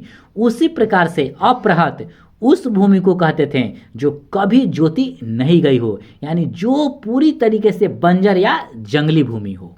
नेक्स्ट, चीनी यात्री सुंग यून ने भारत की यात्रा कब की थी? तो आप कहेंगे 518 ईस्वी में की थी। अब देखिए, सुंग यून एक बौद्ध मतलब एक प्रकार से चीनी बौद्ध यात्री था जो 518 ईस्वी में भारत आया था। याद रखिएगा, और यह 3 साल भारत में रहा था। नेक्स्ट, हर्षवर्धन के समय भारत आया कौन? तो हर्षवर्धन के समय भारत वेनसांग आया था। याद रखिएगा, वेनसांग को यात्रियों का राजकुमार भी कहा जाता है। यह भी याद रखिएगा कि किस मतलब चीनी यात्री को यात्रियों का राजकुमार कहा जाता है? तो आप कहेंगे वेनसांग। और वेनसांग महान सम्राट हर्षवर्धन के एक शासनकाल में भारत आया था और वेनसांग विश्व प्रसिद्ध नालंदा विश्वविद्यालय में बौद्ध धर्म की शिक्षा ली थी। और वेनसांग का जो मतलब वृत्तांत था वह CU की नामक पुस्तक है। याद रखिएगा, चाहे पूछ सकता है आपको कि CU की पुस्तक किससे संबंधित है? तो आप कहेंगे वेनसांग से संबंधित है। अब हम लोग देखेंगे प्रमुख संप्रदाय और संस्थापक। देखिए, बरकरी संप्रदाय के संस्थापक कौन थे? तो नामदेव थे। धरकरी संप्रदाय के संस्थापक कौन थे? तो आप कहेंगे रामदास थे। श्री वैष्णव संप्रदाय के संस्थापक रामानुज थे। परमार्थ संप्रदाय के संस्थापक रामदास थे। रामावत संप्रदाय के संस्थापक रामानंद थे। आजीवक संप्रदाय के संस्थापक कौन थे? मखलीपुत्र गोसाल थे, याद रखिएगा। यादृच्छवाद के संप्रदाय के संस्थापक आचार्य अचित केशव कम बलि थे। भौतिकवादी संप्रदाय के संस्थापक पकुद कच्यान थे। घोर अक्रियवादी संप्रदाय का संस्थापक पूरन कश्यप थे। अनिश्चयवादी संप्रदाय से संबंधित कौन थे? संजय वेटली पुत्र थे। अब नेक्स्ट, योग, न्याय और सांख्य और वैशेषिक में से किस भारतीय दर्शन ने परमाणु सिद्धांत का प्रतिपादन किया? तो आप कहेंगे वैशेषिक दर्शन ने। अब देखिए, भारत में 6 दर्शन बहुत प्रसिद्ध है। इनमें से वैशेषिक दर्शन के प्रवर्तक कौन थे? महर्षि कणाद थे। मतलब जॉन डाल्टन से हजारों साल पहले महर्षि कणाद ने पूरी दुनिया को बता दिया था कि यह ब्रह्मांड छोटे छोटे परमाणुओं से मिलकर बना हुआ है। यह है भारत की ज्ञान, मतलब ज्ञान की भूमि रहा है भारत। नेक्स्ट, वर्धन राजवंश की स्थापना किसने किया था? तो पुष्य भूति ने किया था। मतलब वर्धन वंश की स्थापना पुष्य भूति ने हरियाणा के थानेश्वर में की थी। मतलब थानेश्वर कहाँ था? तो कुरुक्षेत्र के आसपास। इसी महान वंश में आप देखेंगे तो आगे चलकर हर्षवर्धन का जन्म हुआ था, जिसने अपनी राजधानी थानेश्वर से हटाकर बाद में कन्नौज शिफ्ट कर दी थी। नेक्स्ट, हर्षचरित नामक पुस्तक किसने लिखा? तो आप कहेंगे बाण भट्ट ने लिखा था। अब देखिए, बाण भट्ट सम्राट हर्षवर्धन के एक प्रकार से राज दरबारी कवि थे। अब देखेंगे कि हर्षचरित और कादम्बरी मतलब इन्होंने ही लिखा था, याद रखिएगा। अब एक चीज़ और जान लीजिए कि मतलब यह संस्कृत में रचना किया गया था, इस बात को भी आप याद रखिएगा। कवि बाण कहाँ का निवासी थे? तो आप कहेंगे पृथ्वीकूट गांव, यह बिहार से संबंधित है, इस बात को भी आप याद रखिएगा। मतलब महान कवि बाण भट्ट का जन्म पृथ्वीकूट नामक गांव में हुआ था, और यह पृथ्वीकूट नामक गांव जो था वह सोन नदी के किनारे स्थित था, याद रखिएगा। नेक्स्ट, हर्षवर्धन के शासनकाल में किस चीनी यात्री ने भारत की यात्रा की थी? तो ह्वेन-सांग ने की थी। ह्वेन-सांग की भारत यात्रा के समय सूती कपड़ों को उत्पादन के लिए सबसे प्रसिद्ध नगर कौन था? तो आप कहेंगे मथुरा था। अब देखिए, मथुरा एक ना प्रसिद्ध मतलब जगह था, मतलब सूती वस्त्रों को उत्पादन के लिए। आप इस बात को ना पूरी तरीके से याद रखिएगा। कभी कभी क्या होता है ना कि आपको कन्फ्यूजन हो जाता है वाराणसी और मथुरा में, लेकिन ह्वेन-सांग ने मथुरा को सूती कपड़ों के लिए ना श्रेष्ठ बताया था। कभी भी कन्फ्यूजन मत पालिएगा। नेक्स्ट, अब हम लोग देखेंगे गुप्तोत्तर अथवा पूर्व मध्यकालीन राजवंश से संबंधित शासक को, स्थान और शासक। तो देखिए, पूछेगा प्रवर्ती जो गुप्त राजवंश था वह किस स्थान से संबंधित? मगध में था, और इसके प्रमुख शासक महासेन गुप्त था। पुष्यभूति अथवा वर्धन वंश यह थानेश्वर स्थान से संबंधित था, और इसके प्रमुख शासक पुष्यभूति, प्रभाकर वर्धन और राज्यवर्धन थे। वर्धन वंश से संबंधित कौन थे? मतलब वही हर्षवर्धन, मैत्रक वंश का स्थान वल्लभी से संबंधित था, और इसके प्रमुख शासक भट्टार के धर्मसेन चतुर्थ था। वैसे ये सब उतना इंपॉर्टेंट नहीं है। मौखरी वंश कन्नौज से संबंधित था, इसके प्रमुख शासक हरिवर्मा, ईशान वर्मा, सौरवर्मा थे। चंद्रवंश बंगाल जगह से संबंधित था, और इसके प्रमुख शासक शशांक था। यही बौद्ध वृक्ष को कटवा दिया था, याद रखिएगा, शशांक। तब बाद में उस जिस वृक्ष को लगाया गया था वह 5वीं पीढ़ी का था, याद रखिएगा। नेक्स्ट, चीनी यात्री ह्वेन-सांग ने किस विश्वविद्यालय में अध्ययन किया था? तो आप कहेंगे नालंदा में किया था, ठीक ना। अब देखिए, उस समय नालंदा विश्वविद्यालय के कुलपति, कभी यह भी पूछ सकता है कि जिस समय ह्वेन-सांग नालंदा विश्वविद्यालय में अध्ययन किए उस समय इसके आचार्य कौन थे? तो आप कहेंगे शीलभद्र थे, याद रखिएगा। कौन थे? शीलभद्र इसके आचार्य थे उस समय। नेक्स्ट, नालंदा विश्वविद्यालय का विनाश का कारण क्या था? तो ऑप्शन के हिसाब से दिया था तो मुसलमान थे। मतलब 12वीं शताब्दी के अंत में लगभग 1198 ईस्वी में एक मतलब आक्रमणकारी था जिसका नाम था बख्तियार खिलजी। इसी ने महान विश्वविद्यालय को जलाकर पूरी तरीके से नष्ट कर दिया। नेक्स्ट, झांसी के पास देवगढ़ का मंदिर और इलाहाबाद के पास गढ़वा मंदिर में बनी मूर्तियां किस काल की महत्वपूर्ण विशेषता है? तो आप कहेंगे गुप्त काल की। याद रखिएगा। देखिए, देवगढ़ का दशावतार जो मंदिर है ना, वह गुप्तकालीन वास्तुकला का सबसे बेहतरीन उदाहरण है। याद रखिएगा। और देवगढ़ का जो दशावतार मंदिर है, यह भगवान विष्णु जी को समर्पित है। मतलब यह मंदिर इस बात का स्पष्ट प्रमाण है कि गुप्त काल में ही भारत में शिखर वाले मंदिरों के निर्माण की विधिवत तरीके से शुरुआत हुई थी। आपसे यह पूछ भी सकता है कि किस काल में भारत में शिखर वाले मंदिरों की निर्माण विधिवत तरीके से शुरुआत की गई थी? तो आप कहेंगे गुप्त काल। अब हम लोग नेक्स्ट देखेंगे दक्षिण भारत, चोल, चालुक्य, पल्लव और संगम युग से संबंधित। 9वीं शताब्दी में चोल वंश का पुनरुत्थान हुआ था विजयालय द्वारा। याद रखिएगा। मतलब प्राचीन चोल वंश के पतन के बाद आप देखेंगे 9वीं शताब्दी में पल्लवों के सामंत विजयालय ने चोल वंश को दोबारा स्थापित किया। मतलब दोबारा इसको पुनरुत्थान किया था और इसने अपनी राजधानी तंजावुर या तंजौर को बनाया था। नेक्स्ट, वह भारतीय साम्राज्य जो व्यापक स्तर पर स्थानीय स्वशासन के लिए प्रसिद्ध था। तो आप कहेंगे चोल। मतलब चोल साम्राज्य की सबसे बड़ी और एक अनोखी विशेषता था स्थानीय स्वशासन, मतलब लोकल सेल्फ गवर्नमेंट। मतलब यह पंचायतों जैसी व्यवस्था थी। याद रखिएगा। मतलब चोल शासक परांतक प्रथम, देखिए एक चीज और पूछेगा, किस अभिलेख का भी नाम पूछता है, तो पहले आप मेरी बात को सुन लीजिए कि चोल शासक परांतक प्रथम के उत्मेरूर अभिलेख के मतलब से इस ग्राम प्रशासन व्यवस्था की सबसे विस्तृत जानकारी मिलती है। आपसे पूछ सकता है कि किस अभिलेख में ग्राम प्रशासन व्यवस्था का उल्लेख मिलता है, तो आप कहेंगे उत्तर मेरूर अभिलेख से। उत्तर मेरूर अभिलेख किस राजा से संबंधित था? तो आप कहेंगे वह चोल शासक परांतक प्रथम से संबंधित था। नेक्स्ट, किस राजवंश का उल्लेख संगम साहित्य में नहीं हुआ था? तो आप कहेंगे वह कदम वंश था।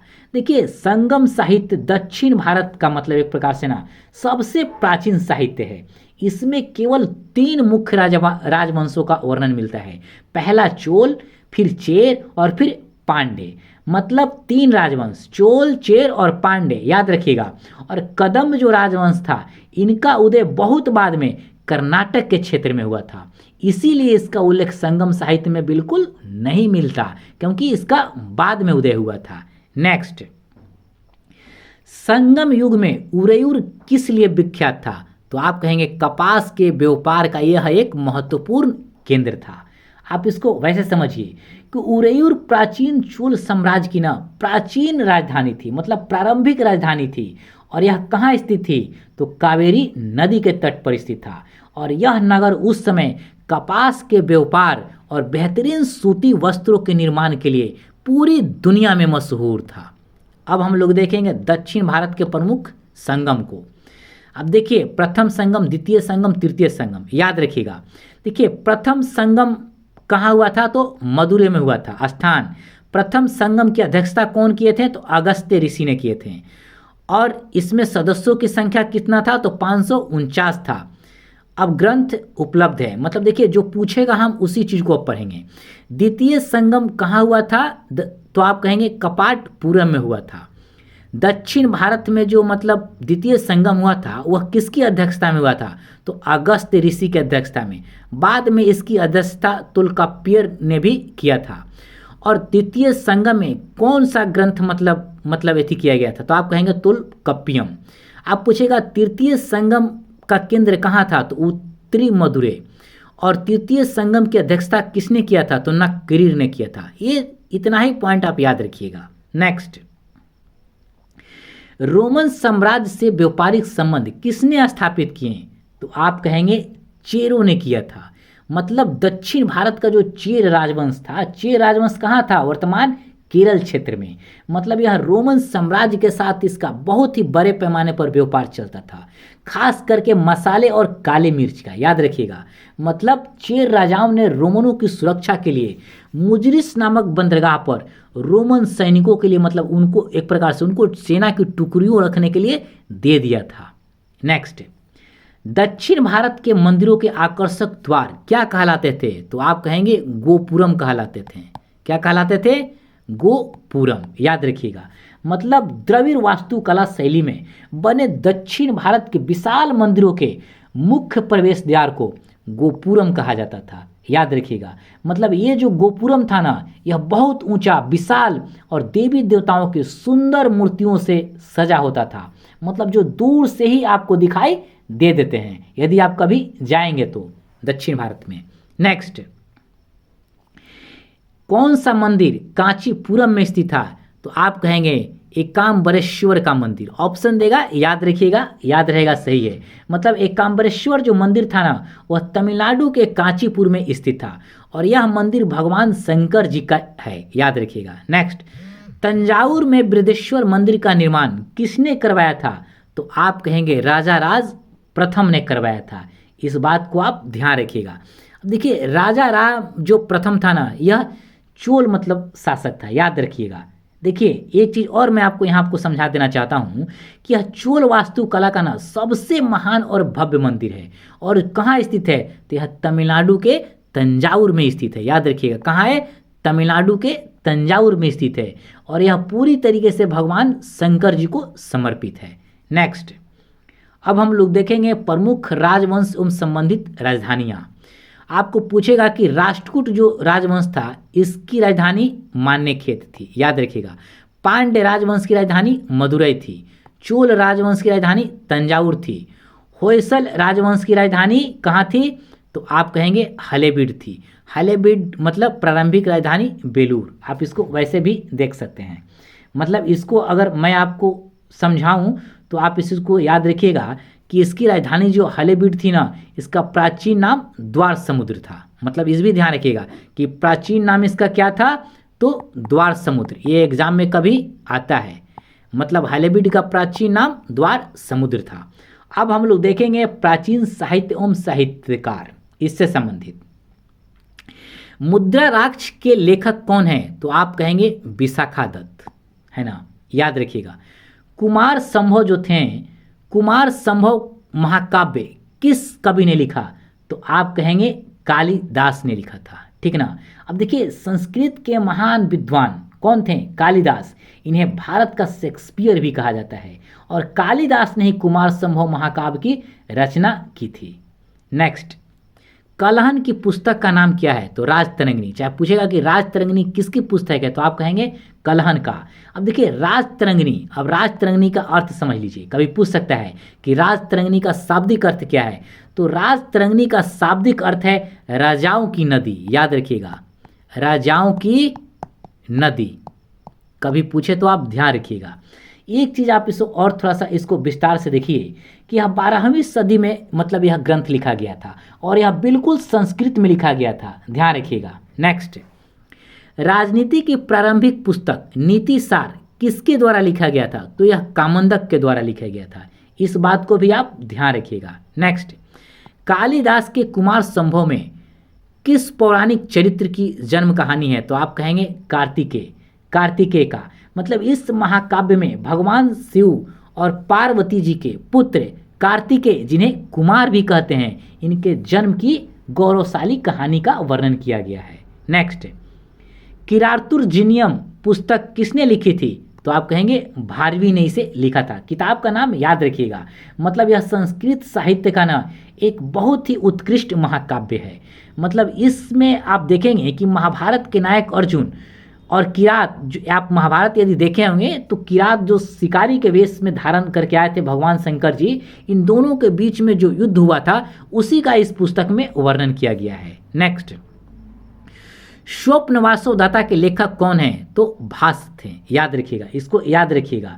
मतलब यह महाकवि भास द्वारा रचित एक बहुत ही प्रसिद्ध संस्कृत नाटक है। नेक्स्ट, अर्थशास्त्र पुस्तक का लेखक कौन है? तो कौटिल्य है। कौटिल्य का प्राचीन नाम ही, मतलब इनका दूसरा नाम भी चाणक्य या विष्णुगुप्त के नाम से इनको जानते हैं, याद रखिएगा। और जो यह अर्थशास्त्र जो पुस्तक है ना, यह बिल्कुल राजनीति, कूटनीति और राज प्रशासन से संबंधित माना जाता है। नेक्स्ट, मिलाने वाला है, आप इसको देख लीजिए कि चरक, देखिए चरक चिकित्सा से संबंधित है। मतलब यह आयुर्वेद के महान विद्वान थे, याद रखिएगा। नेक्स्ट, ब्रह्मगुप्त गणित से संबंधित है। मतलब ये महान गणितज्ञ थे ब्रह्मगुप्त। बराहमिहिर यह एक ज्योतिष थे, मतलब खगोल विज्ञान के यह प्रखंड विद्वान थे। विशाखादत्त यह नाटककार थे, मतलब यह मुद्रा राक्षस के प्रसिद्ध किताब मुद्रा राक्षस के लेखक थे। अब हम लोग देखेंगे नेक्स्ट पूर्व मध्यकाल, इससे संबंधित ताम्रपत्र लेख दर्शाते हैं कि प्राचीन काल में बिहार के राजाओं का संपर्क किससे था? तो आप कहेंगे जावा सुमात्रा के शासकों से था। मतलब पाल काल के महान राजा देवपाल के मुंगेर से जो मतलब अभिलेख होता है उससे यह ऐतिहासिक जानकारी हमें प्राप्त होती है। नेक्स्ट, स्वर्ण भूमि का वह राजा जिसने नालंदा में एक बौद्ध विहार की स्थापना की तथा उसके रख रखाव हेतु अपने दूत द्वारा देवपाल से 5 गांव देने के लिए प्रार्थना की थी, तो वह बालपुत्र देव थे। नेक्स्ट, पृथ्वी रासों के लेखक कौन हैं? तो चंद्रबरदाई थे, याद रखिएगा इसको, इस नाम को ध्यान रखिएगा। चंद्रबरदाई महान सम्राट पृथ्वीराज बच्च चौहान के एक प्रकार से राजकवि थे, ये भी याद रखिएगा। पूछ सकता है कि चंद्रबरदाई किसके राजकवि थे? तो पृथ्वीराज चौहान के। नेक्स्ट, ओदंतपुर शिक्षा का केंद्र किस राज्य में स्थित है? तो आप कहेंगे बिहार में। मतलब ओदंतपुर प्राचीन काल का एक प्रमुख शिक्षा और बौद्ध महाविहार था। मतलब यह वर्तमान बिहार के बिहार शरीफ, अगर जिला का आप नाम सुने होंगे, नालंदा जिले में स्थित था, जिसे पाल वंश के राजा गोपाल ने बनवाया था। पूछ भी सकता है कि ओदंतपुर शिक्षा केंद्र को किसने बनाया था? तो आप कहेंगे राजा पाल वंश के राजा गोपाल ने बनाया था। नेक्स्ट, विक्रमशिला नामक प्राचीन विश्वविद्यालय की स्थापना बंगाल के किस शासक ने की थी? तो आप कहेंगे धर्मपाल ने की थी। मतलब पाल वंश का यह सबसे प्रतापी राजा था और 8वीं शताब्दी में बिहार के भागलपुर जिले में इस महान विश्वविद्यालय की स्थापना की गई थी। नेक्स्ट, कश्मीर का अकबर नाम से कौन सुल्तान प्रसिद्ध था? तो आप कहेंगे सुल्तान जैनुल आबादीन। मतलब यह धार्मिक सहिष्णु शासक था, मतलब अपनी न्यायपूर्ण प्रशासन और जन कल्याण के लिए यह बहुत ही प्रसिद्ध था, इसीलिए इसे कश्मीर का अकबर भी कहा जाता है। एक क्वेश्चन यह भी पूछ सकता है कि कश्मीर का कौन ऐसा शासक था जो हिंदुओं पर से जजिया हटा दिया गया था? तो आप कहेंगे जैनुल आबदीन। मतलब यह जजिया भी हटा गया था और गौ हत्या पर प्रतिबंध भी लगाया था और सती प्रथा को पुनः इन्होंने अनुमति भी इसने दिया था। नेक्स्ट, कर्नाटक वंश का संस्थापक कौन था? तो आप कहेंगे नान्यदेव। कौन था? नान्यदेव, याद रखिएगा। कर्नाटक वंश का संस्थापक कौन था? तो नान्यदेव था। मतलब कर्नाटक वंश ने 11वीं सदी के अंत में कहाँ पे? मिथिला कहाँ है? उत्तरी बिहार में, इस क्षेत्र में शासन किया था। मतलब राजा नान्यदेव ने यहाँ पे मजबूत वंश की नींव रखी थी। आप देखेंगे कि इसके शासन काल को ना मिथिला के इतिहास का स्वर्ण युग भी कहा जाता है। आपसे पूछ सकता है कि मिथिला के इतिहास का स्वर्ण युग किसके शासनकाल को कहा जाता है? तो आप कहेंगे नान्यदेव के शासनकाल को मिथिला के इतिहास का स्वर्ण युग भी कहा जाता है। नेक्स्ट, कर्नाटक वंश का अंतिम शासक कौन था? तो कर्नाटक वंश का अंतिम शासक हरि सिंह था। मतलब राजा हरि सिंह मतलब इस वंश का अंतिम शासक था, याद रखिएगा। मतलब राजा हरि सिंह के शासन काल में ही दिल्ली सल्तनत के सुल्तान गयासुद्दीन तुगलक ने बंगाल अभियान से लौटते समय तिरहुत मतलब इसी मिथिला पर आक्रमण किया, जिसके बाद यह वंश समाप्त हो गया। दोस्तों, हम लोगों ने प्राचीन भारत के इतिहास को काफ़ी विस्तार से और विश्लेषण करके हमने देख लिया, और नेक्स्ट हमारा जो वीडियो आएगा वह मध्यकालीन भारत पर इसी तरीके से प्रत्येक टॉपिक पर सीरीज बाय सीरीज आते रहेगा। आप इसको बेहतर तरीके से 1 बार 2 बार सुनिए और इसका PDF आपको टेलीग्राम पे मिल जाएगा। तो दोस्तों, यदि आपको वीडियो अच्छा लगेगा तो आप हमारे चैनल को सब्सक्राइब जरूर कीजिएगा। धन्यवाद।